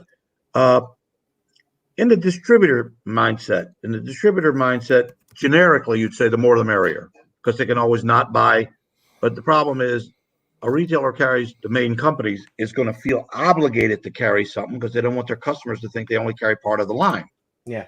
So if you put out 16 of a certain character's title in a given month, I can see where they're saying, Uncle, I don't know. How can I buy all these? My consumers can't swallow it. Enough is enough. It's too much. I think everything always goes back to quality over quantity. I would rather have less titles selling big numbers. You just gave the example of a great comic like Wonder Woman selling 40,000. I would rather have a handful of titles selling millions than a lot of titles just eating dust, and wasting people's time. You'd still want to have the ability for a title that maybe doesn't sell a lot to exist because you never know when it might change and get resurrected. We've seen titles. Look at X-Men 67 or whatever, 66 through 93. They were all reprints. All of a sudden, here comes X-Men 94, giant size X-Men 1, and X-Men was the hottest book in the market because there was a change. So I know there's a lot of negativity towards these 8 million variants and, too many of a title. From a distributor perspective, we work on the tightest margins in the industry, and our margins haven't changed. We haven't had a raise in our fee in 25 years. In fact, it shrunk. The only thing that has kept us going is the increase in cover price, but that hits a point where it becomes a negative because if the cover price gets so high and the customers stop buying, then you got a dilemma. So you're really trying to find the right price point from a value standpoint on entertainment as compared to other things. For example, if a comic costs $4 now the guy's saying to you, but I can go watch a movie for $10 and that lasts 2.5 hours. I can read more than 3 comic books inside of that time. Yeah. So there's a lot of analogies, but I do think that the publishers, there was a time in the Ronald Perlman world back before Marvel bought Heroes world where it was a blatant case of how do you bastardize, overdo the pricing, overdo the holograms, overdo everything. And maybe that's what's in people's minds. They're worried that that's potentially happening again. Mm-hmm. I don't know how to answer that because I'm not at the helm of saying what to publish or not. But I do think the publishers listen. They're not in the business of getting stuck with books. They're not in the business of overbearing a retailer with too much product so that he goes out of business. You don't want to kill the goose that laid the golden egg. If you got a lifeline, don't cut so close that you hit a vein, and then you got a problem. So I think I'm glad that you said that this shows a lot about creators because, as I mentioned earlier, starting out in the industry, I never had, quote unquote, a relationship. I knew creators, I knew of creators, and I know a lot of them personally. I did have a lot of friends. I've got some guys, may rest in peace, Len Wein, and guys like that back in the day that were my friends at the convention. Some were actually customers buying old comics. But I want to know creators more. I don't want them to see Steve Geppi as who's that mean old guy behind the curtain that just makes these decisions in my life. They got to know I built a museum because I was going to give credit to the lifeblood of the industry. I'm going to have a room in the Library of Congress so that our creators will be able to have the greatest level of equivalence. They have the Gutenberg Bible in one room, and they're going to have the first drawings of Mickey Mouse. The Librarian of Congress, Carla Hayden, who's my dear friend, and that's always how it happened. She talks about doing exhibits where these things will be put on the same level. Can you imagine if she is next to the Gutenberg Bible? Yeah. What that does for your credibility as an artist. Mm-hmm. These are the things that I don't think creators even know are in my crazy little head. And I'm doing it because it's deserved, not because I'm trying to buy points. They guys don't even know me other than to hear I'm the big bad guy behind the corner. I say that facetiously. A lot of guys do know me and like me, and we are friends. But that said, I want to know them more. I don't know that I'm going to memorize. There's too many of them. I look at the guest list of the San Diego Comic-Con, and I think it's like a city. There's so many creators, which is a good thing. It means there's a ton of people that want to do this for a living, that want to draw comics and want to write comics. So God bless them. If they're listening now, know that Steve Geppi is your biggest fan. He's not only going to have a museum and a gallery before. I had a gallery before that in Simonium that was 11 years and then 12 more years. For 23 years, I was displaying everybody's stuff, and it was kind of fun to have a creator come to the museum, and the first thing to do is see if any of their stuff's there. Before that, there was nowhere to go to see if any of your stuff were. You weren't going to go into the Louvre and expect to see your stuff there unless it was a temporary exhibit. Mm-hmm. But I had a shrine created permanently. So I want the creators to know that Steve Geppi is their biggest fan. And even though he was the kid that didn't know who Neil Adams was, he got to know not only who Adams was, if it's any consolations, Neil Adams didn't know who you were either at the time. You also, and you've been so great to our family. We've been friends, just going to lunches and dinners and things like that. And, we just love you. My kids love you. But a lot of people also don't know about Diamond is how generous you guys are, even to your retailers, especially when times are tough. You know what I mean? I mean, that you are free with giving, with credit, giving credit and things like that. And so you are off there to push, you know what I mean? To push the retailers, to push the entire industry from the bottom up, if you will. Do you know what I mean? It's, you are very accessible to the fans. You are, I think that Diamond is really good to the retailers. Again, because times get tough. But someone very kind to say that, Billy, and I appreciate it very much. I guess I never really saw maybe creators or even beyond the direct customer and the direct vendor feeling that what we did was of significance. Not any disrespect to them. They had no reason necessarily to know. But as the guy in the field writing the comics, drawing the comics, to present them to the publishers, to pressure for deadlines, doing your thing, I think it's important that you know how the system really works so that you can understand. I had to tell you a quick story.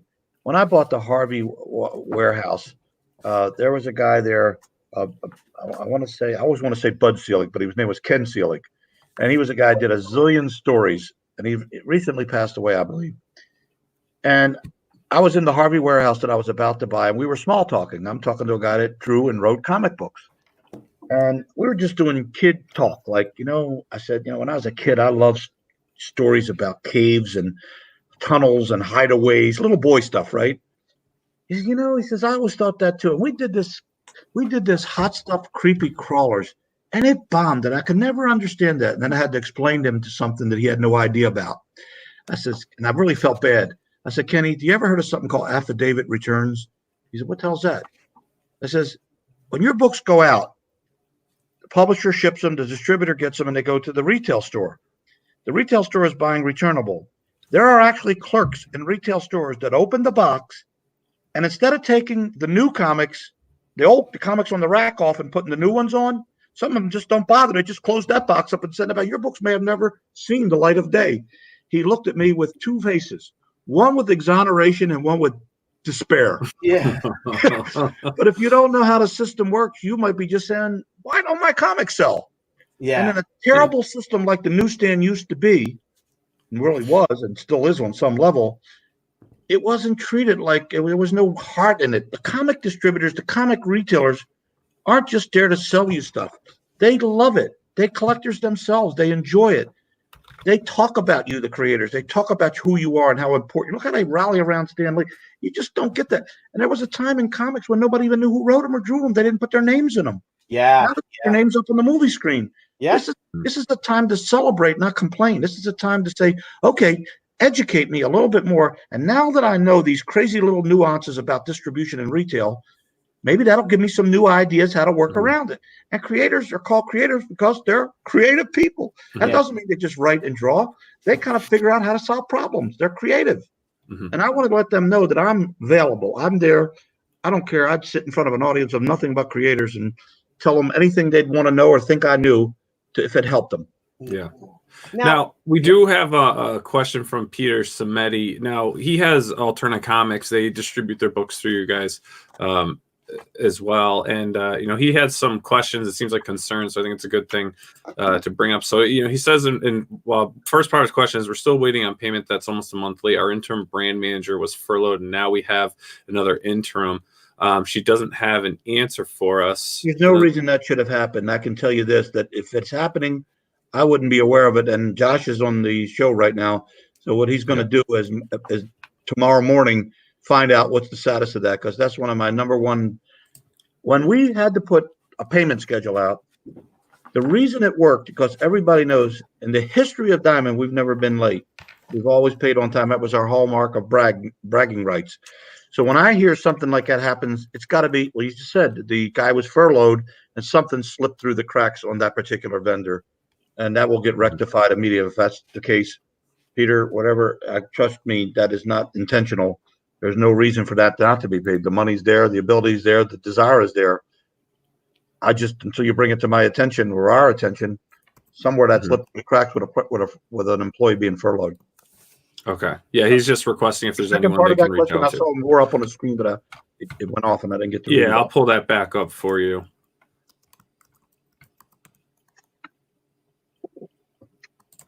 Yes, I haven't heard from an accounts payable contact at Diamond for almost 2 months. No responses to email. Do you have a contact I can reach out to? We are working with the skeleton crew and poor Chris Gassman. I'll give Chris Gassman's name.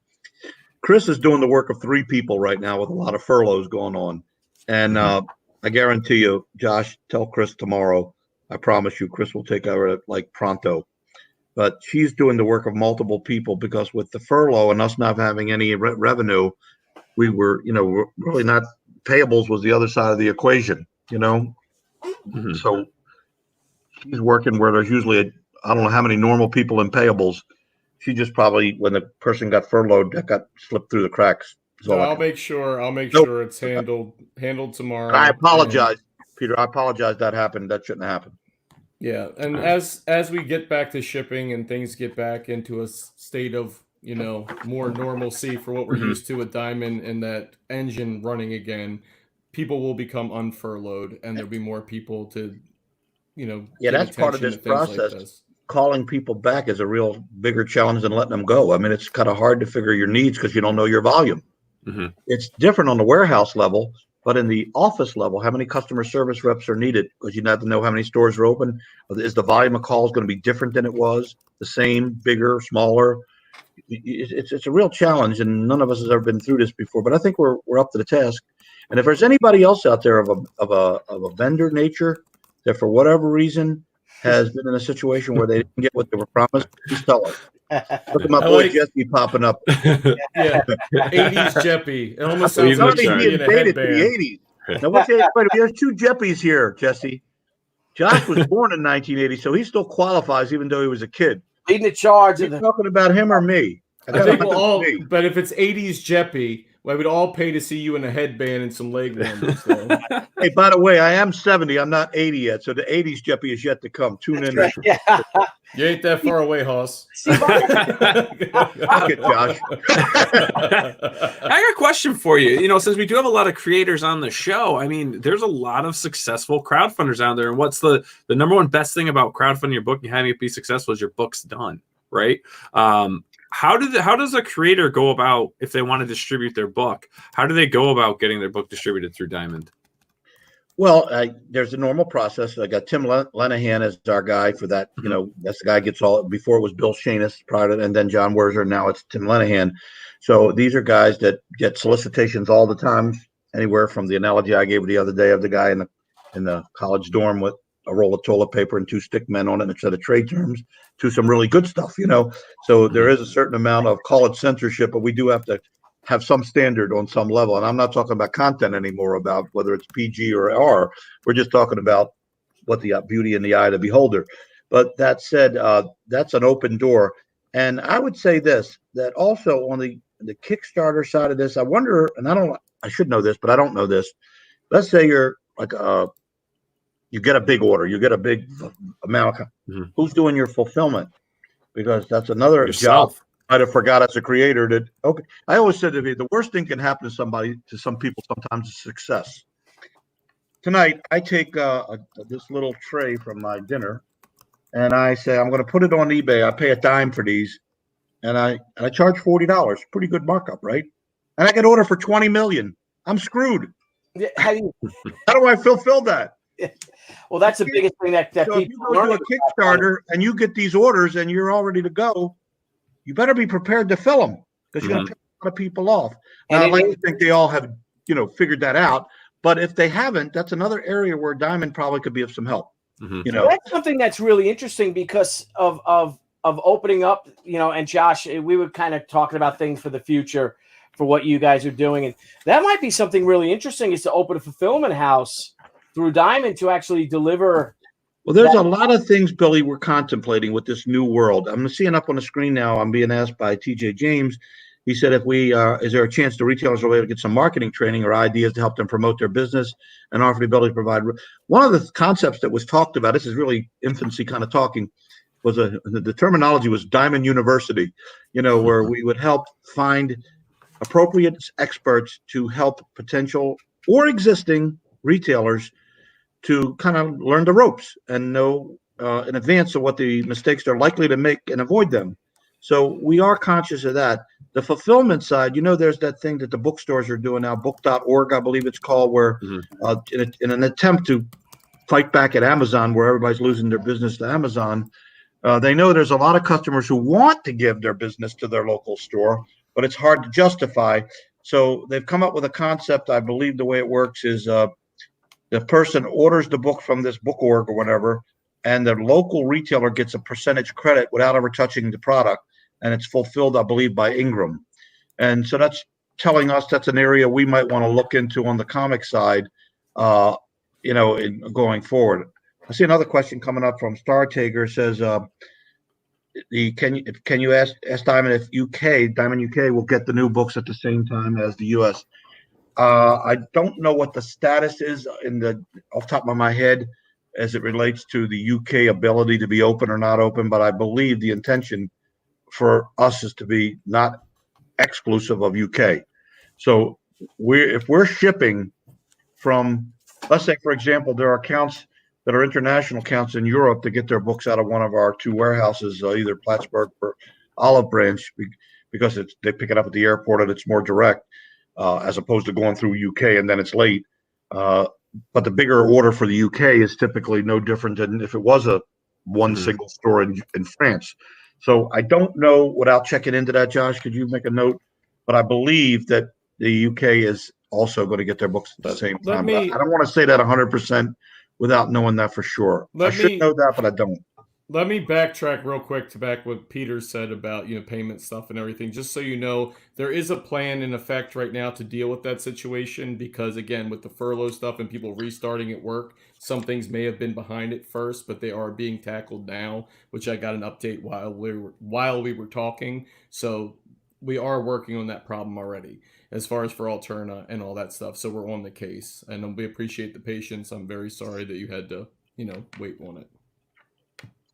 Now, Steve, I've been talking to a lot of primarily creators and a lot of people that follow us. And we even have friends that buddies of mine who I've been talking to all week and they found out you're going to be on the show and all. And you had that work for Marvel and DC. You had that big summit last week where you had Gary Groth and you had Dirk from IDW, Mike Richardson on. But Marvel and DC weren't there. Have you met with Marvel and DC? Has Diamond had any open dialogue with Marvel and DC? Oh, absolutely. We're always in contact with them. Almost on a daily basis in some cases. It depends. But keep in mind, while there was inertia, there was nothing going on. It was more about the virus and how we're all, laying out a payment plan. I got a text while I'm talking to you. It relates to the payables. I understand there are more than a few vendors that have gotten late payments because there was an issue with, I told you, one girl working in there and they were bringing people back on an ad. That's what I just said. That's now been handled. That's now handled. So that's being caught up in not just Peter's case, but I'm just quicker to my text than you are. I didn't look at the text because I'm trying to be conscious of being. I didn't. I looked at my email while I was while I was sending an email to solve the problem. I got the email, so that's being on the case, my friend. And you're gonna love this next question. You're a good multitasker. Josh, you're gonna love this next question. You're gonna love the whiskey. It says, "What does Josh, that be you, see as far as the interest of people around his age in comics? Are customers under 30?" Let me straighten this out right away. Well, first of all, I'm very flattered because as someone under 30 years old, under 30, but he's not. I'm going to be a grandfather in September. Thank you very much. Congratulations. That makes me a great grandfather, by the way. Beautiful. But average grandfather at best. Checking my text so I get my that I can't answer. I'll have somebody helping me out. And it turns out, just to be fully transparent, apparently there was an issue with several vendors being late, but on a manpower basis, not on a payment basis. So they fixed that because when everybody got furloughed, there was nothing going on, and now suddenly more than we anticipated was going on. I know that girl. Oh, look who's coming up. My beautiful daughter, Gina, is on there. Josh is turning 40. Gina looks 10 years younger than me, and she's like 3 years older than me. Hey, don't give a woman's age away. But as someone under 30, that would make her under 20. So.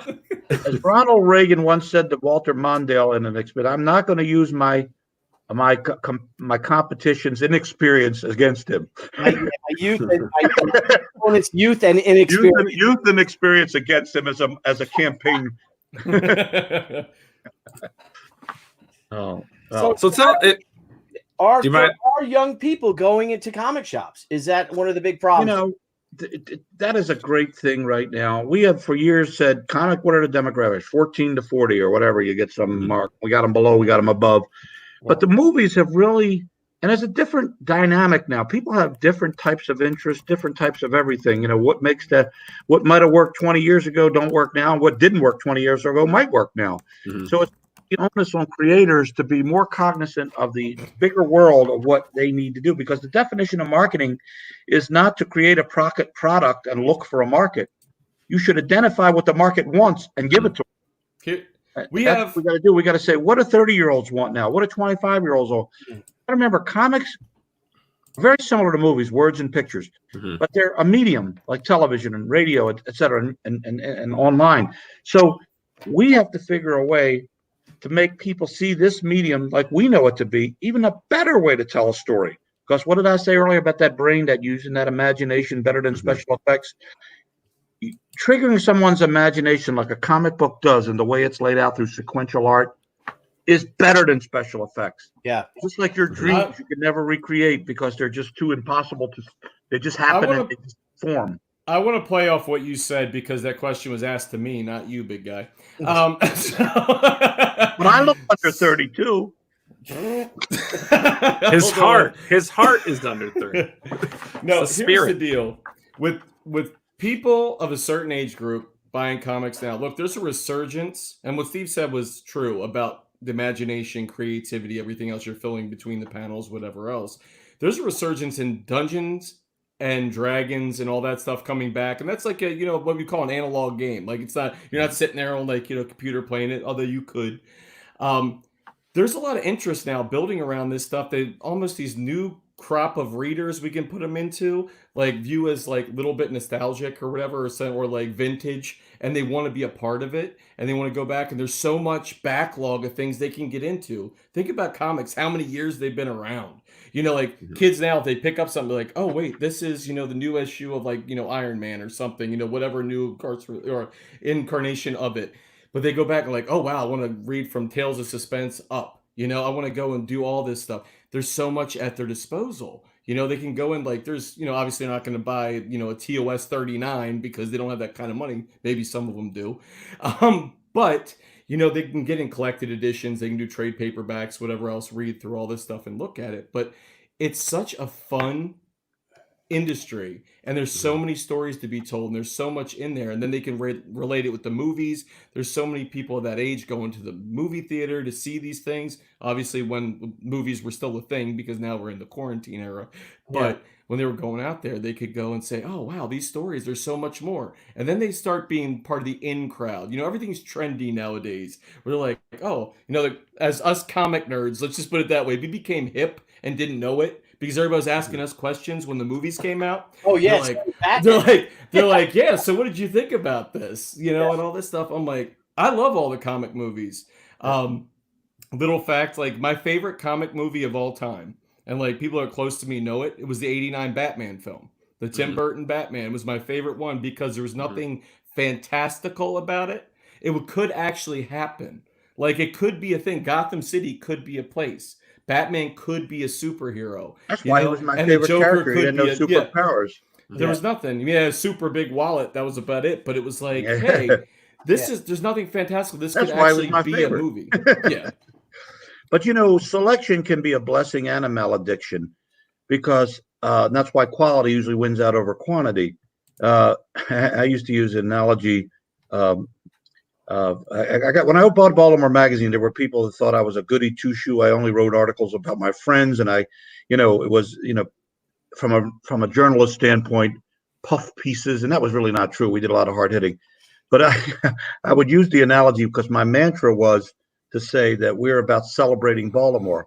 And so what I said was, if you went into a restaurant and they handed you a 550-page menu, and you say, why is there so much shit in here? And he said, well, we're going to tell you all the stuff you don't want. I said, couldn't you just cut it down to the stuff you think I might want? Yeah. That's kind of my analogy. I'm trying to present what is I might want, you might want. It's not my job to list all the bad things in Baltimore that you don't want. Right. And it's a similar thing here, because we can't be censors, but we're trying to do whatever it takes to give a balanced selection and be good to the vendors. We got two responsibilities, above and below, so we have to do it. And I think it's worked out so good. But there are people now saying, oh my God, previews is too big. And we're going to reevaluate that whole thing. It was at its time, it was perfect. But now there's a whole new world. So we might have to figure a way to, when I was doing the order forms, I would put Frank Miller art on the line next to Daredevil 158. And that was the extent of my description. And I was happy about that. I felt like I was really knowledgeable for a guy who didn't know Neil Adams. Right. But today, now they get a full page for every damn comic. Yeah. And I think if you're the guy ordering it, you don't need a full page, or do you? God knows you don't want a full page for every one at a time with thousands of items. Otherwise, you get a book the size of previews. Now I'm reading a question here. Does Diamond ever try to get the dollar reprint lines at various publishers into Dollar Tree, Five Below? Those comics would outreach them. Well, I'm trying to think of. Smart idea. That's a great idea. Well, typically, now I'm going to show a little ignorance here. Anything that's $1 is probably something that's remaindered as opposed to printed now with $1 on it, because I don't know how they can do that for $1. So that's a different kind of a world. I don't know that there's a bigger discussion that comes out of that. Just put it that typically, way. I would think that the dollar stores and the Five Belows are dealing with more closeout type stuff that can be bought later, cheaper than what it maybe can be manufactured for. Mm-hmm. And that's a whole different business than what we're technically in. Well, so they're more the we haven't, outlets. And I don't know what the answer to that is, because I don't know how I would supply the product at that price. Well, not only do you guys, we're talking about Diamond distribution, this and that, but I mean, you have others. You have Gemstone Publishing.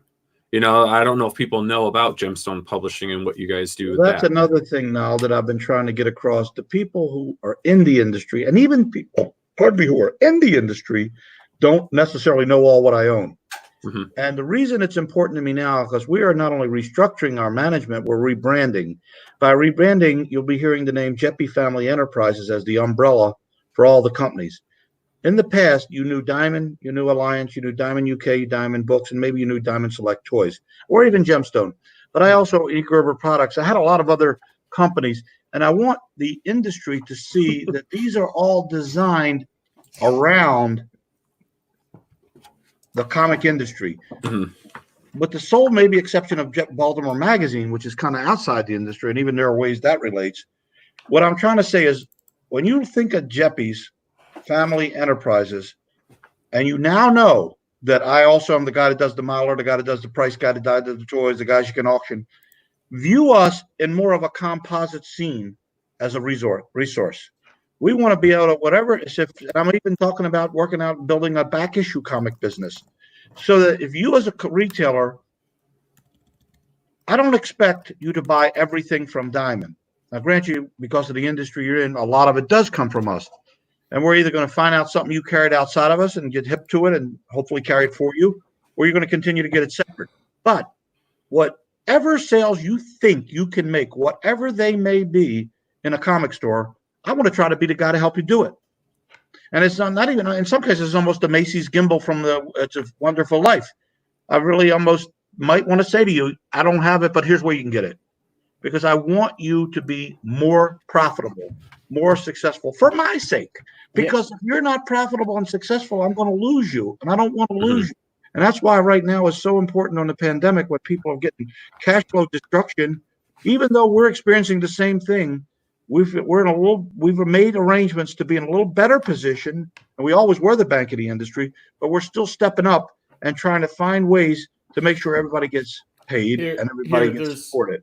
There's another thing, like I said, I'm up to speed on thing. I'm getting messages, back and forth here and trying to reply to certain topics. When it comes back to the dollar stores and all that kind of stuff, there's an issue with the mature things that go into those stores. So it might be an audience kind of factor that comes into it of what's allowed and what's not allowed into those stores. So we have kind of a barrier there. But we are contacting them and trying to get into those kind of venues too. So just know that's part of the process. It's just there might be a barrier that you don't know about right now, as far as the maturity goes. Mm-hmm. Josh, Steve was bringing up about the thing with the Geppi family business, enterprises and all. And you are the head now. You're now the head of Diamond International Galleries and Sapphire Studios. Mm-hmm. So you got two positions. What's involved in those positions? And what are those for the people that might not? I mean, I know, and Gemstone as well, which, with Gemstone, with Diamond International Galleries, with, Sapphire Studios. If you can let people know about that, because we're talking about the future. This is where we want to go. We want to break into the future. We're going to remake this industry, and that's what we're doing, whether we like it or not. And I think that you've got some pretty interesting things to say with those.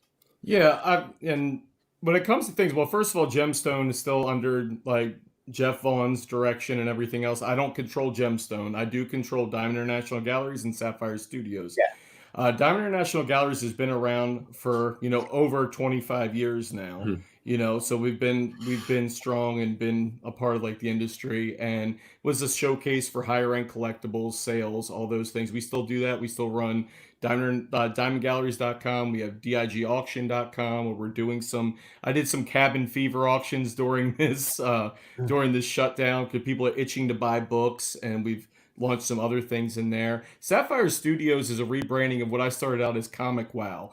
Comic Wow, I wanted to do a social network for comics. I realized real quickly, because I'm not ashamed to say, hey, I tried, didn't work out, whatever, for a social network just for comics. I realized that Facebook is what people want, Instagram, all this stuff. These big platforms, there's not going to be too many offshoots of them. The mainstream's going to do what the mainstream's going to do. So I've been working on that, but Diamond didn't have a multimedia department per se when I was doing these things. So we became a multimedia marketing arm for Diamond. So Sapphire Studios was born and rebranded by the fact that obviously Steve has Diamond Comics and all the Diamond branding. And I said, all right, well, let's see. It's Sapphire. It's my thing. Sapphire is my birthstone. It's another thing that ties into Diamond. So we became Sapphire Studios, of which we're doing as much as we can, like you guys are, to live stream. It's easier access to people now than it ever has been, that you can put on a show. People can find it. You don't have to worry about a network carrying your show. You can actually go out there and produce something and get people involved. I want to do something that hypes the product, that gets people to see the things that I love, that the industry loves, that we can look forward to, coming out. That's where like I've kind of got into things now. I've been doing another job that eventually you'll hear about. Like I've taken on a new position since the beginning of the year that hasn't been announced. It'll be announced later, but I've been doing a lot more with the company since like the first of the year.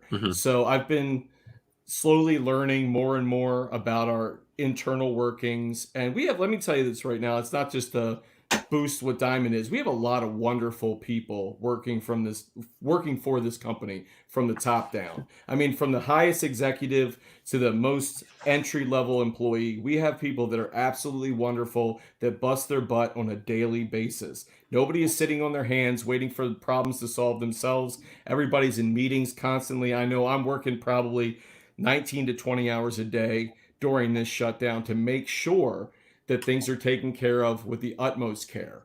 We are constantly trying to find new avenues to explore, new ways to get people into retail stores.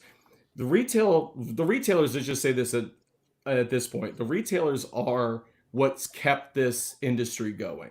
Obviously the creators, the writers, the artists, everybody has created the content, but the retailers, a lot of these guys are in thankless positions where they've been operating stores and not making the biggest revenue, but they're doing something they love. They're in a business where they can, bring entertainment to people. These guys have a hard job. They've been struggling as a result of this. A lot of business has been taken away from them.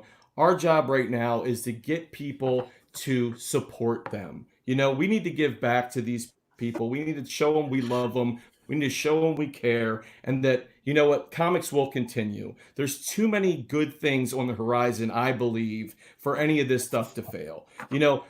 Comics are going to be around for many, many, many years to come.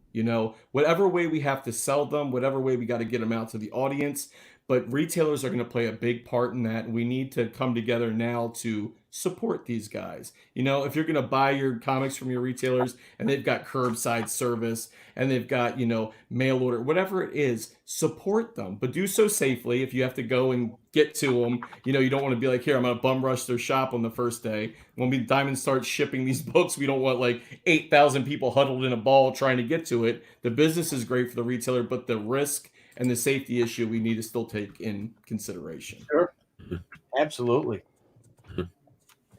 Where does that, so with the Sapphire productions that you're doing, is that where you're also publishing the previews videos and things like that? Yeah, previewsworld.com, like all the videos that get done through us.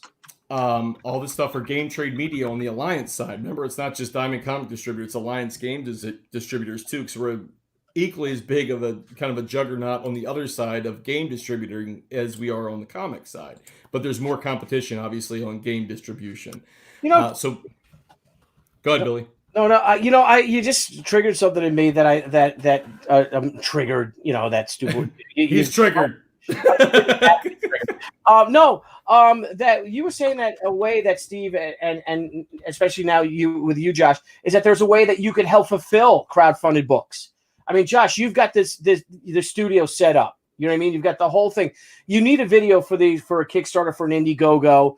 And this is a way to help people maybe even get into that. And again, if you guys want to, and it's something I think you should look into, is maybe opening up to be a fulfillment center for these crowdfunded campaigns, because you have someone like, say like Ethan Van Sciver, who did $1 million. And Ethan's a friend of mine too. And I've always been a fan. I've always been a fan of Ethan's. I mean, that's pretty damn cool. You know what I mean? And that could bring a lot of business into you guys.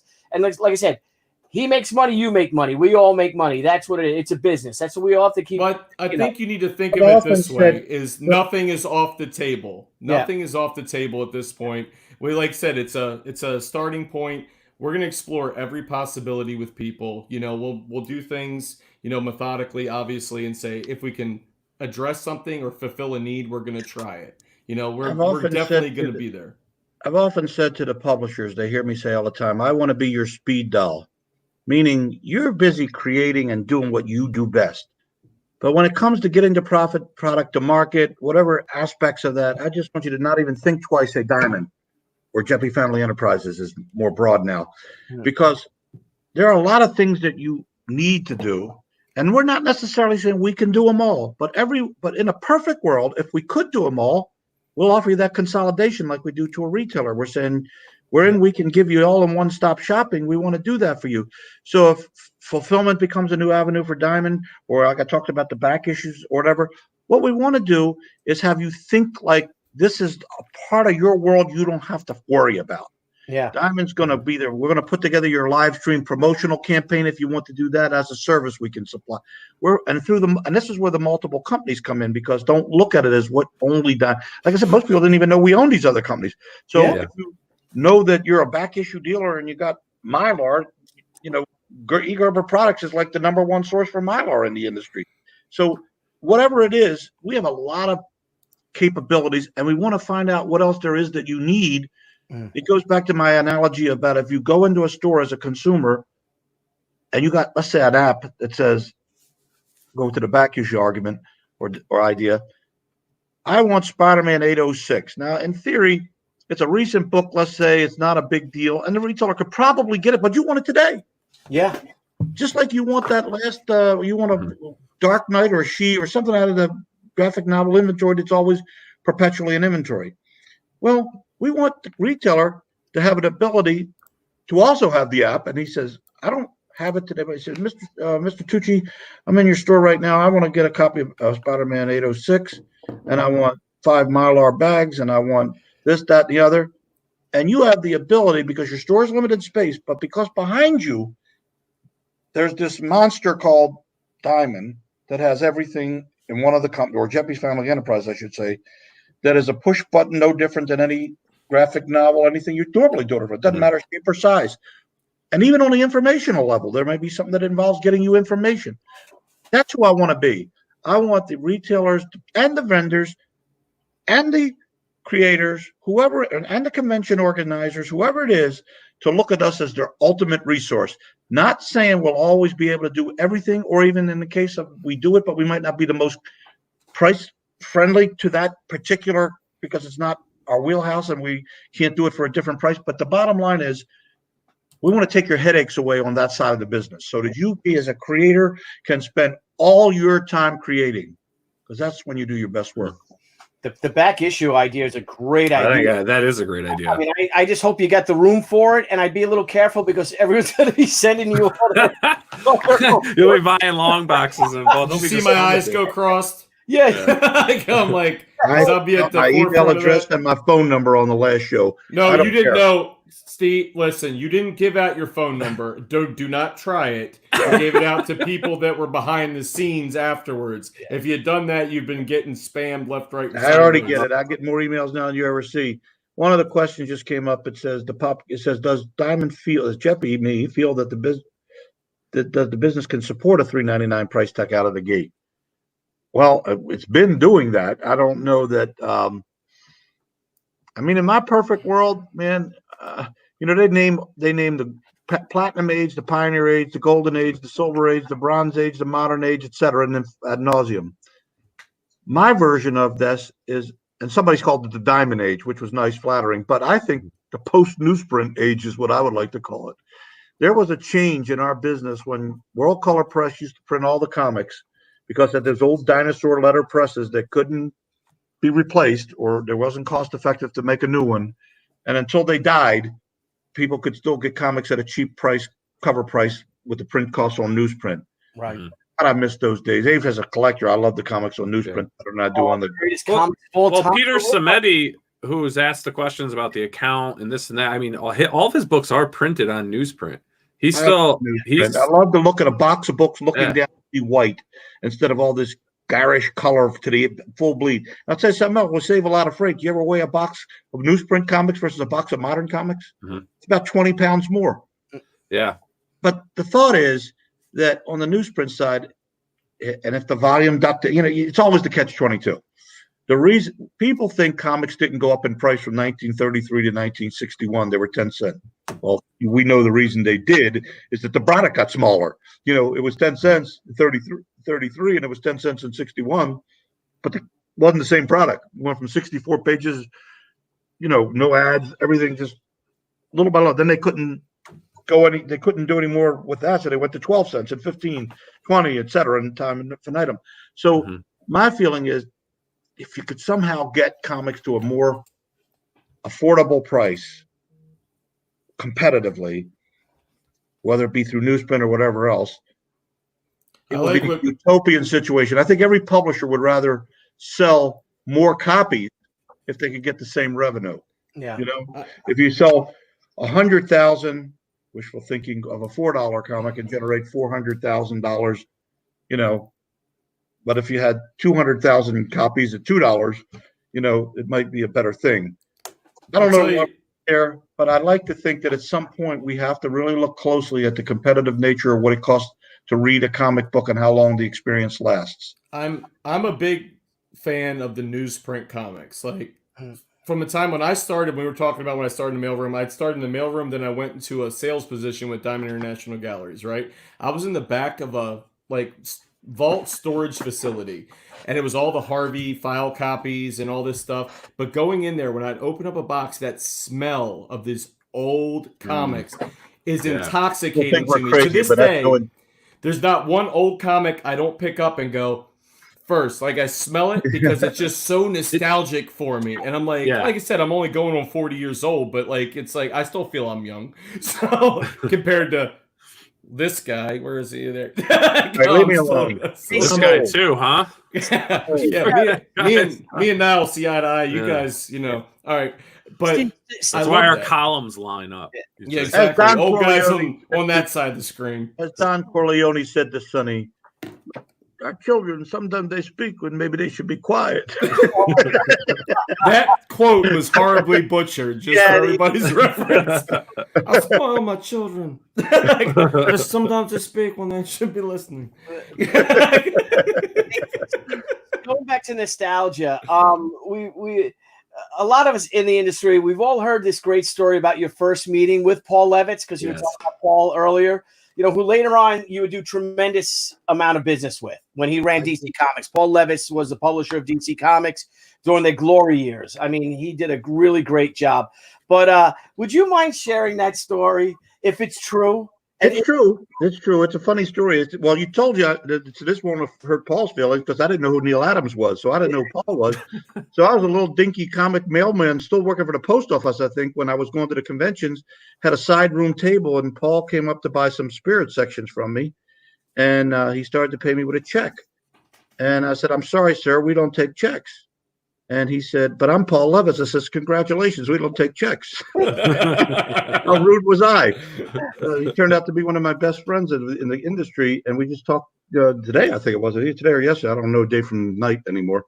But that's how green I was coming into the industry. I didn't know Neil Adams. I didn't know Paul Levitz. I didn't know anybody.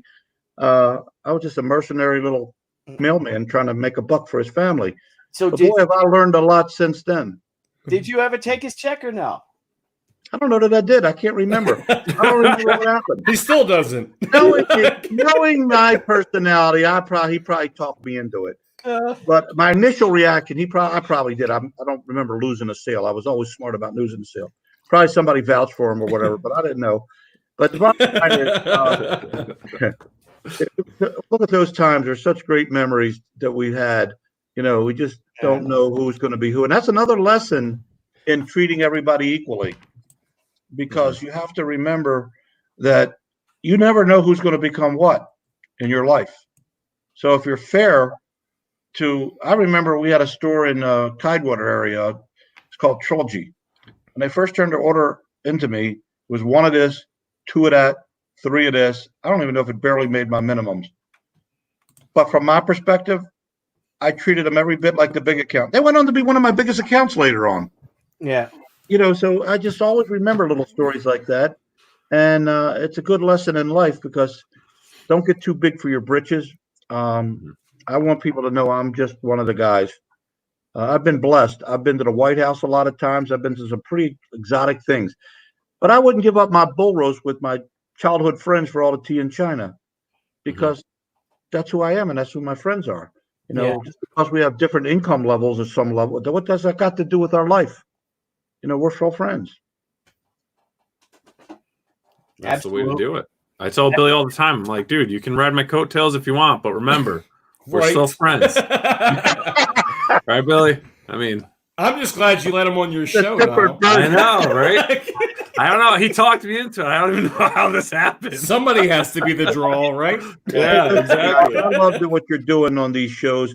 I thought there's a lot of new stuff in the world now between this and Zoom and a lot of things. I was thinking the other day, when you do auctions, for example, like if you go to a charity auction, there'll be a lot of the same stuff on the table.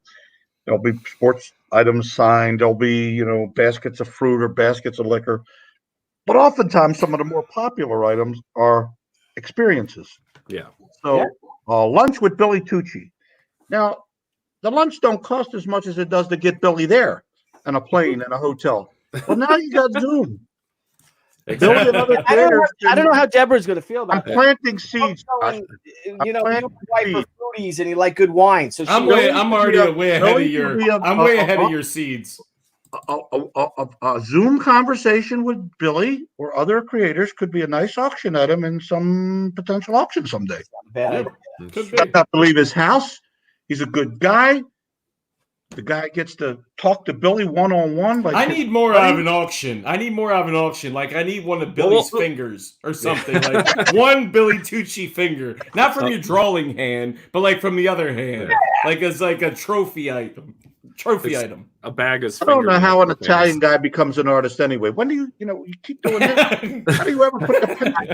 Vince Coletta. Everything I learned from Vince Coletta. Hey, look, would be remiss if we didn't say a moment of recognition for Marty Pasco. Yeah. That was a sad occurrence, that we just read about, taken too young. But another part of our business, it's like every other thing in life, no matter what quadrant you're in, if it's your work career, it's your school career, we always have the happy times. They had a baby, they got married, and they got a new job. But then we always have these things too. So we're all just human beings trying to share life experiences, and that's what I love about our industry. Our industry has a lot of really good people that do this because they genuinely love it, and I can't emphasize that enough. We could be selling widgets or doing something. No disrespect to widget people, but the bottom line is, I think we got a much. It's a big business. People. Big business. You're not allowed to say widget, by the way. I think that right. Widget isn't there such a thing as a widget. I said widget, not midget. I said widget. There you go. You can't say midgets anymore. Speaking of great careers, though, you're triggering Billy. There's no. Be careful, Billy. Go through the list of words you can't say. It's on the left. I did that. No, there are no midgets anymore. There are dwarves, but there are no midgets because of HGH. That's why you don't see midgets anymore. Do you guys know that? I don't know, but my mind is blown blown now. Saying I've seen them. I should get you to draw my project that I got in mind, Billy. We'll talk later. Okay. No, I know what you're thinking of. No, don't even do it. You'll spoil it and you'll tell the world. MMI. Is that Elvis? My man. So we have Nile, bring it. Yeah, I mean, so speaking of careers and stuff, I mean, this is back rock and roll, my new career. Just mute Steve. Don't you know we gotta bring back Oh my God. rock and roll? All that music that stirs the soul. We gotta shout and let everybody know we gotta bring back rock and roll. Yeah, we gotta bring back rock and roll. loving it. We gotta bring back rock and roll. So how did that come? How did that little ditty come to You know be? what's great about that? What you didn't show is that I made the comment. I'm a dear friend of mine is Ronnie McDowell. Mhm. Ronnie's a famous singer, songwriter, and quite frankly, he's an incredible artist, painter. I show you paintings he's did of me and Elvis, a surprise package. Knows I love Elvis. Like he's the guy that when Elvis died, I didn't know him. I certainly didn't know me. He did a song called "The King Is Gone" that sold millions, and it was done the week Elvis died. It was just an incredible, and he became friends with everybody in Elvis' family. In fact, some of the people that Elvis was famous for knowing, he's known longer because Elvis has now been dead 42 years, and Elvis, so bottom line is, Ronnie, who's a wonderful human being, knows I like to sing, knows I like to karaoke, and I got to sing on a CD that we did. I'm on 2 songs, and on the CD is Ronnie McDowell, Bill Medley of the Righteous Brothers, Yeah, Billy Swan, who'd had a big hit record called "I Can Help." If any of you are old enough to remember that, it was like #1 in 39 countries. And I said, Ronnie, this is really great. We got a CD, and everybody's going to see you 3 guys and say, it's a who's who. Then they're going to look at me and say, it's a who's he. Who's that? Who's that in music? So we did 2 songs. We did that, and the way that song came about, Ronnie was in Las Vegas with us, and he knows after the initial romance of the nightclubs, we all find out that they're not the favorite place to be with all the noise and the Guidos and the cost and everything. So he knows I hate the loud music, right? So all through the weekend, I kept saying, "This sucks. We gotta bring back rock and roll." Well, Ronnie goes back and writes the song. We got to bring back rock and roll. And the other one we did was a remake of the very first. It's credited to being the very first rock and roll song in 1951. A 19-year-old Ike Turner of the Ike and Tina Turner fame sang. Well, actually, he was he wasn't necessarily the singer. It was another guy. A song called Rocket 88. Rocket 88 was about the Oldsmobile 88. 1950 was all the rage. And there was a song called Rocket 88. So on that CD that we did, I'm on both of those songs. So that's the origin of my what's the word? Was it bibliography? What is discography? That's my discography. Well, the way you guys met was the fact that my sister, who commented tell this earlier, story. It's better. Gina and I were talking. Gina found Ronnie McDowell. He had done a painting for somebody named, I believe it was Tim Tracker, if I'm not wrong. Somebody does some Disney, like YouTube videos, very big in that space. He did a painting of him, and she found out the artist and then said, "Can you do one of my dad and Elvis?" So she goes in all this stuff, and we end up doing this as a gift for my father. He has no idea about it. We tell him he's going to meet this guy. He comes into Baltimore, comes to my office. We have this set up so that he can see this painting be unveiled. And his reaction to this painting, it was Steve and Elvis in front of Geppi's Entertainment Museum, painted by Ronnie McDowell, and he just broke. We broke Steve Geppi that day. And he's just like, had no words. You've seen this guy's talk for 3 hours now, but he had no words. Right. If you can believe it. If you can believe it, Steve Geppi had no words. Just to embellish this a little bit, or tell more detail, Gina saw whoever the guy was, there was a picture of this person or persons with Walt Disney. So it was obviously Tim Tracker. A simulation of him in front of the castle or something. So Gina said, "That's really cool. I wonder who did that." So Ronnie's son Tyler responded on Twitter and said, "That's my dad." And next thing you know, they're talking, and "Your dad? Who's your dad?" "Well, he's the guy that did The King Is Gone." "Oh, my dad loves Elvis." And the next thing you know, Gina and Josh, they concoct this surprise for me. Now, at the time, I don't know Ronnie's a painter. I just know he's a singer for that song, and I know he's a writer.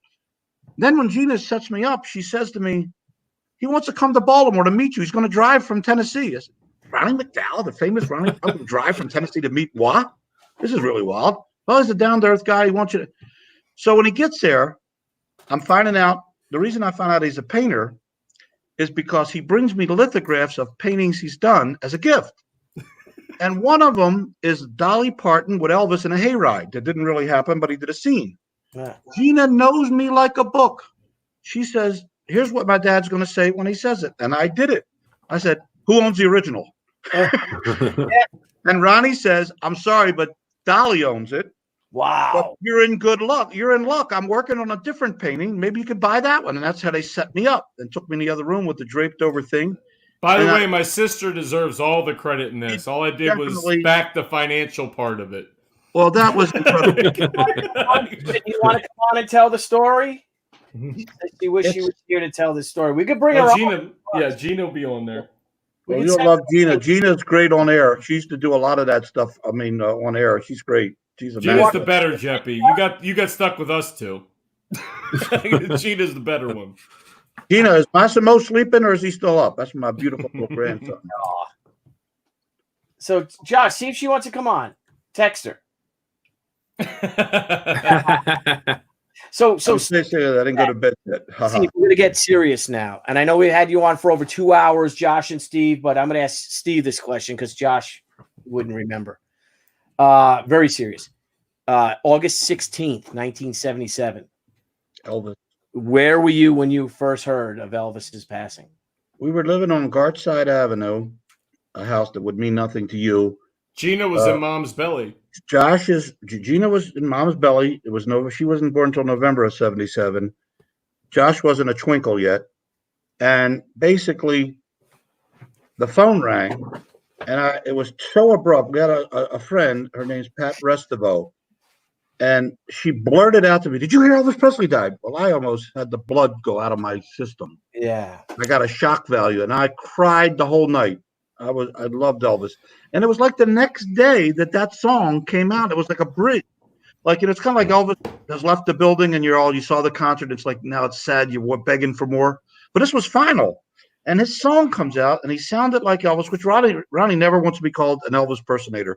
The greatest line ever was George Klein, Elvis's good friend, who I got to meet just before he died, the famous DJ that was Elvis's friend since high school on through the years. George Klein once said, "If life was fair, all the Elvis impersonators would be dead and Elvis would still be alive." Mm-hmm. But that was, and Ronnie, we talk every day. He's probably watching this show if I know Ronnie right now. So hello, Ronnie.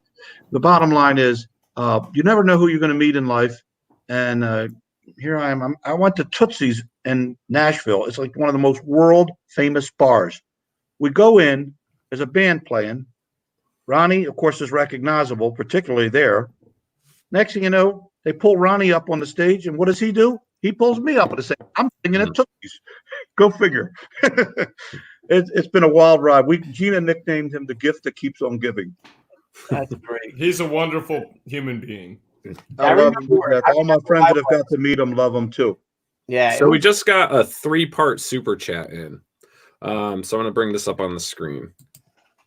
First part, respectfully, has Diamond ever at any point in the last 10 years tried to push back against the suicidal actions of Marvel, DC, others? Let me bring up the second part here. To hear that you had 0%. I don't want to hear you have zero sway. Their success is yours. Businesses talk to each other. I don't mean just a quick question or comment. I mean hours of meetings, namely asked for changes in their behaviors. Example, stop allowing SJWs to kick out non-SJW stories, removing people like Ethan Van Sciver, etc. Show my ignorance. What's the SJW here? Social justice warriors. Social justice warrior. Or trolls or whatever. Here's the deal. Comics are for everybody. That's the way comics are. Like, comics are for everyone. Like, there's going to be things. Marvel, DC, they control their product. We don't control their product. Okay? So we can't. As far as the pushback, we're the distributor. We're not the creator of the content. We distribute. I will say this, Josh, that we go to bat for the retailers all the time. And behind the scenes, we don't disclose our conversations because they're confidential. It's kind of like, lawyer confidentiality or HIPAA laws for medical. But when we think they have done something that we don't think is good, not only for the retailers or us, Oh, we or the step up. consumer, we let them know about it. Now, in the don't tell me you have zero sway, I would not say we have zero sway, because there have been many times where we have expressed our opinion and then changed the decision that has been pending, because they do treat us as a valued partner. There have been also times when we have voiced our opinion and it was to no avail because we didn't hold the final sway on the answer. But rest assured, whether you're a creator, a retailer, a consumer, whatever you are in the industry, if you see us as an important contact, we listen. Would be stupid not to pay attention. When you asked earlier about how many titles or variants, we go to Marvel or DC or Dark Horse or whoever, IDW, Image, Archie, God knows who, Dynamite. We go to them and we try as a meet. We're not just the guys who open boxes, sort them, and ship them. We like to think we're so much more. We are a conduit for all things. Remember, I talked about wanting to be the speed dial for everything. We feel it's a fiduciary responsibility to let the retailers, to let the publishers know what's on the minds of the retailers, and to the degree we can know on the minds of the consumers, because that's who they're trying to please. And we feel that it's somewhat of a fiduciary responsibility on their part too, to solicit our input, because we're the front line. We're the people that are right there. We're the people in between the customers. So don't ever think for a minute that we are not representing the call. Sometimes we hear things that we agree with the publisher that you guys are just not, and we'll be diplomatic about trying to explain on behalf of the publisher or for ourselves that, you know, this is not workable and here's why. So people deserve a reason why, not just yes or no. So we try to do that. We've been doing this I've been in this business 47 years. We've been exclusive distributing for these companies for 25. Yeah. And I've been distributors for 38 as a full-time distributor, not mentioning prior to that as a sub-distributor under the auspices of Geppi's Comic World. So we are always talking to them. I used examples even when there were other distributors in the market. We'd go to the IAD meetings, International Associated Direct Distributors was group we had. And I would always sound the alarm. I'd say, look, guys, you keep telling us that January is going to be slow. And you know what? You make it a self-fulfilling prophecy, because you say it's going to be slow. You don't put out any product. And I used to hammer that all the time, and many times to no avail. I think over the years that kind of changed. But bottom line is, there was a case where I see a retailer wants more product in those days than they were getting. And it was my job to tell the publishers, you're missing the boat here. And they did listen eventually. So it's all about communication. And that's part of why I'm going on a lot of these shows. I've been guilty as the guy who owns the company of not being out in front like I used to be. And that's my bad. But better late than never. So here I am now telling you that I'm welcoming the opportunity. Till you get tired of me being on the air, I'm going to try, at least during the pandemic, to be as visible. And at some point, maybe I'll have answered most of the questions that are popular, the FAQ, or they'll be just redundant. But I do think that I should continue to do this in perpetuity, but on maybe a less frequent basis, maybe a once a month or something. Yeah. You get a sense as a creator, as a retailer, what the hell's going on in the world? Because here's one guy and one company that seems to be attached at all points. In some way, we're more involved with a little bit of everybody than other people are. So they might have an interesting perspective in that seat. So I should share it. And that's what I want to do. I think the question that Art's asking, and everyone's been talking about this. Have you heard about the New Warriors book? Did you see the Marvel New Warriors book? I did. Steve's probably less familiar with it than I am. Definitely. Josh would be the answer to this question. I mean, that's the thing, is that if you look at on YouTube, they did the YouTube video for it for the launch. I think it was on St. Patrick's Day or something, and it's got something like 300,000 dislikes and like 4,000 likes. Yeah, and actually, I think this will tie in kind of. There was a question for Josh. I think this kind of ties in a little bit from leg kick one, because he states they are for everyone, but when something is pushed on everyone and a certain group is insulted and alienated, it no longer is that. And to clarify, it's like when I said comics are for everyone, I said either side. I'm like, what you deem you want in comics is what you want. It's fine. Nobody can tell you different. You know, you shouldn't feel like you're like, oh, I'm on the wrong side of comics or whatever. I'm like, you want what your fandom desires, okay? And that's fine. I'm like, that's why I say comics are for everyone. There should be comic groups. Like, I like for it to appeal to everybody, but it doesn't always appeal to everybody. Everybody's different. That's why we all have different fingerprints. We have all different kind of stuff. But I would say, I'm like, look, with whether you're worried about like how things change in comics or whatever else it is. Everybody has their own opinions, but you should be able to appeal to, both groups, not just one solitary group. It's like it shouldn't be just one thing in my mind.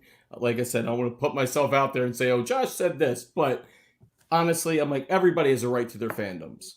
Yeah. Okay. I agree with that. I agree with that. And I think honestly, just right. I think the industry's having a hard time finding a good balance. Yeah, I think that middle ground is a really, really tough thing.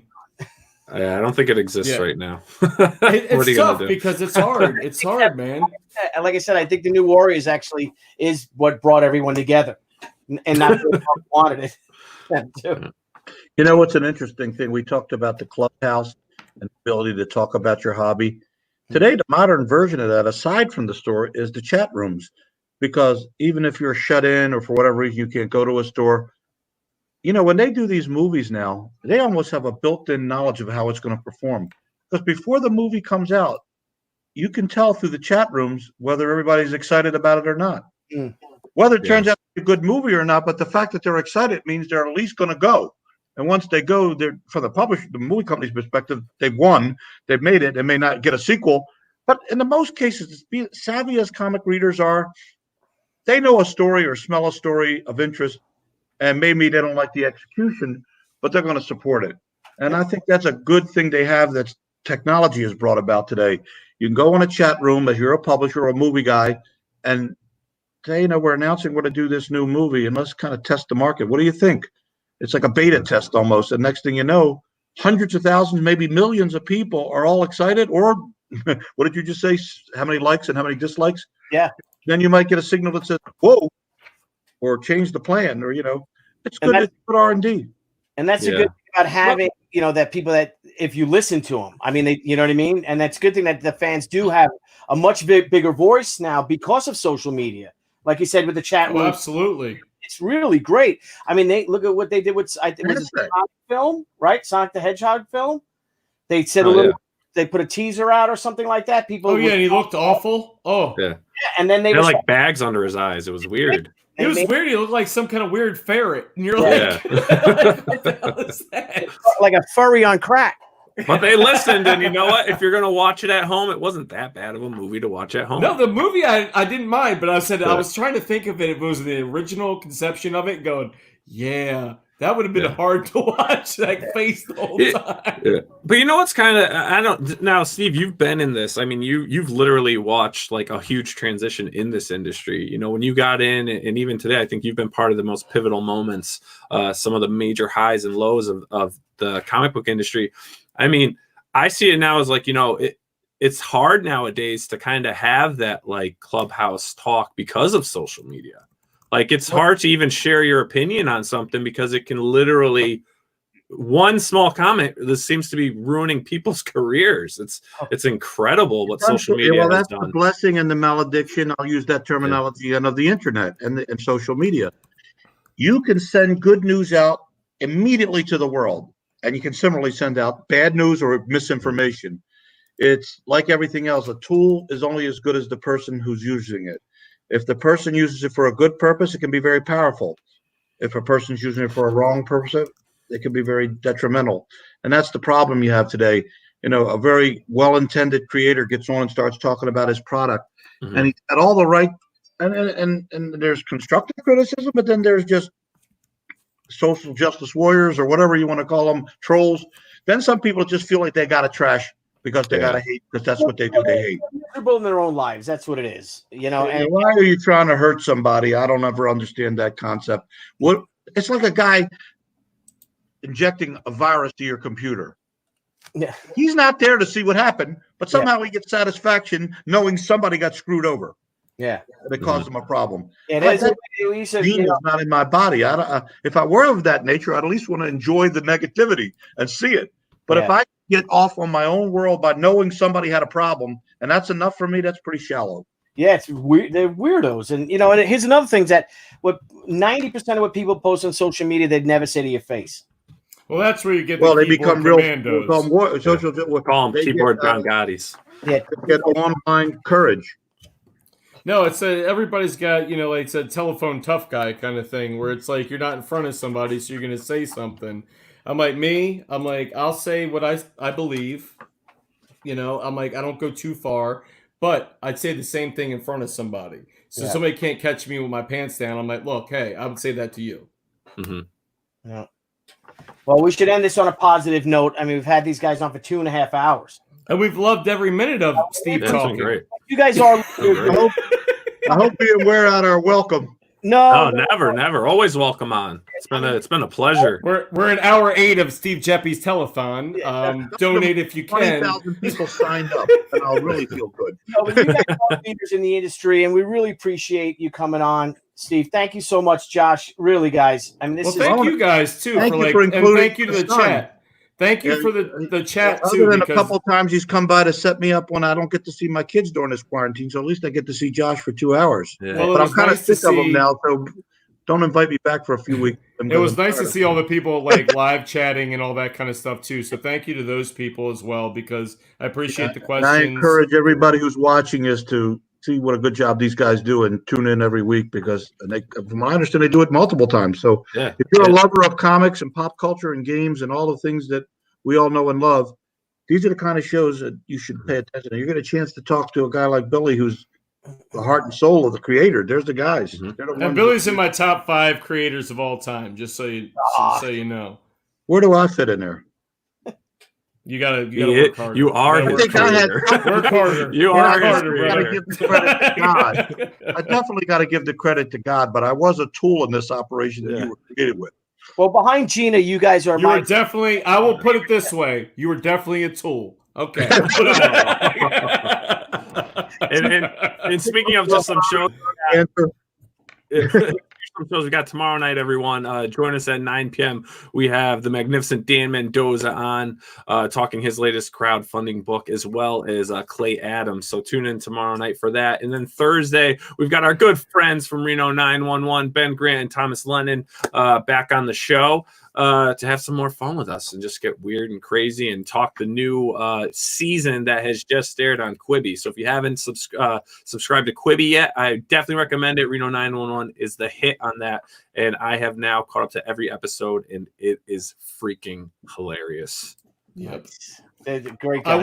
I will say something, because I know someone was in the chat before, but I'm like, I always have coined a phrase that said, I'm like, you know what, imitation is the greatest form of flattery, but I always say innovation is the biggest form of success. When you do something that nobody else has done before, then you really change the game. So that's what I always encourage people. Keep innovating. Keep doing something nobody has done before. You know, push it to the next level. That's all I can offer, my tutelage, so to speak, of what I've learned over the years from many people. But innovate, man. Just keep innovating. Yeah. And remember, comics grew out of the Great Depression. Yeah. Mm-hmm. You know? Who would have been crazy enough to open any business in 1933, much let alone that? Yep. You did when you were like 44 years old back in 1933. All right. Hey, go! Not just trying to say I think you're quarantining right now. You just because I'm in my safe space right now. Oh my God! Just because I was a waiter friends. at the Last Supper doesn't mean Experimental internet. Thank you, Art. Thank you. You All guys, right, gentlemen. we love you guys. Yeah. Thank you so much. You gave such great information.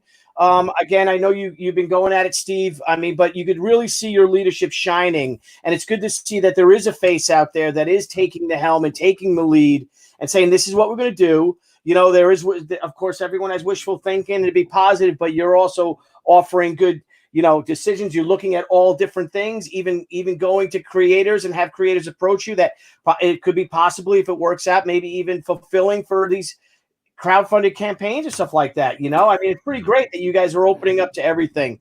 Well, I And appreciate that, Billy. I will say this, that you may not always agree with what I say because that's the nature of life, but I will tell you what I think honestly. And I'm open to change my mind if I think that someone presents a suggestion or an answer in a constructive way that will help improve the industry. So I have everything to gain by doing this. I mean, so when people say, I've had people say, "I'm going to show you. Is there any questions you don't want to, you don't want to handle?" And I immediately say, "No, I want to. I don't care what it is.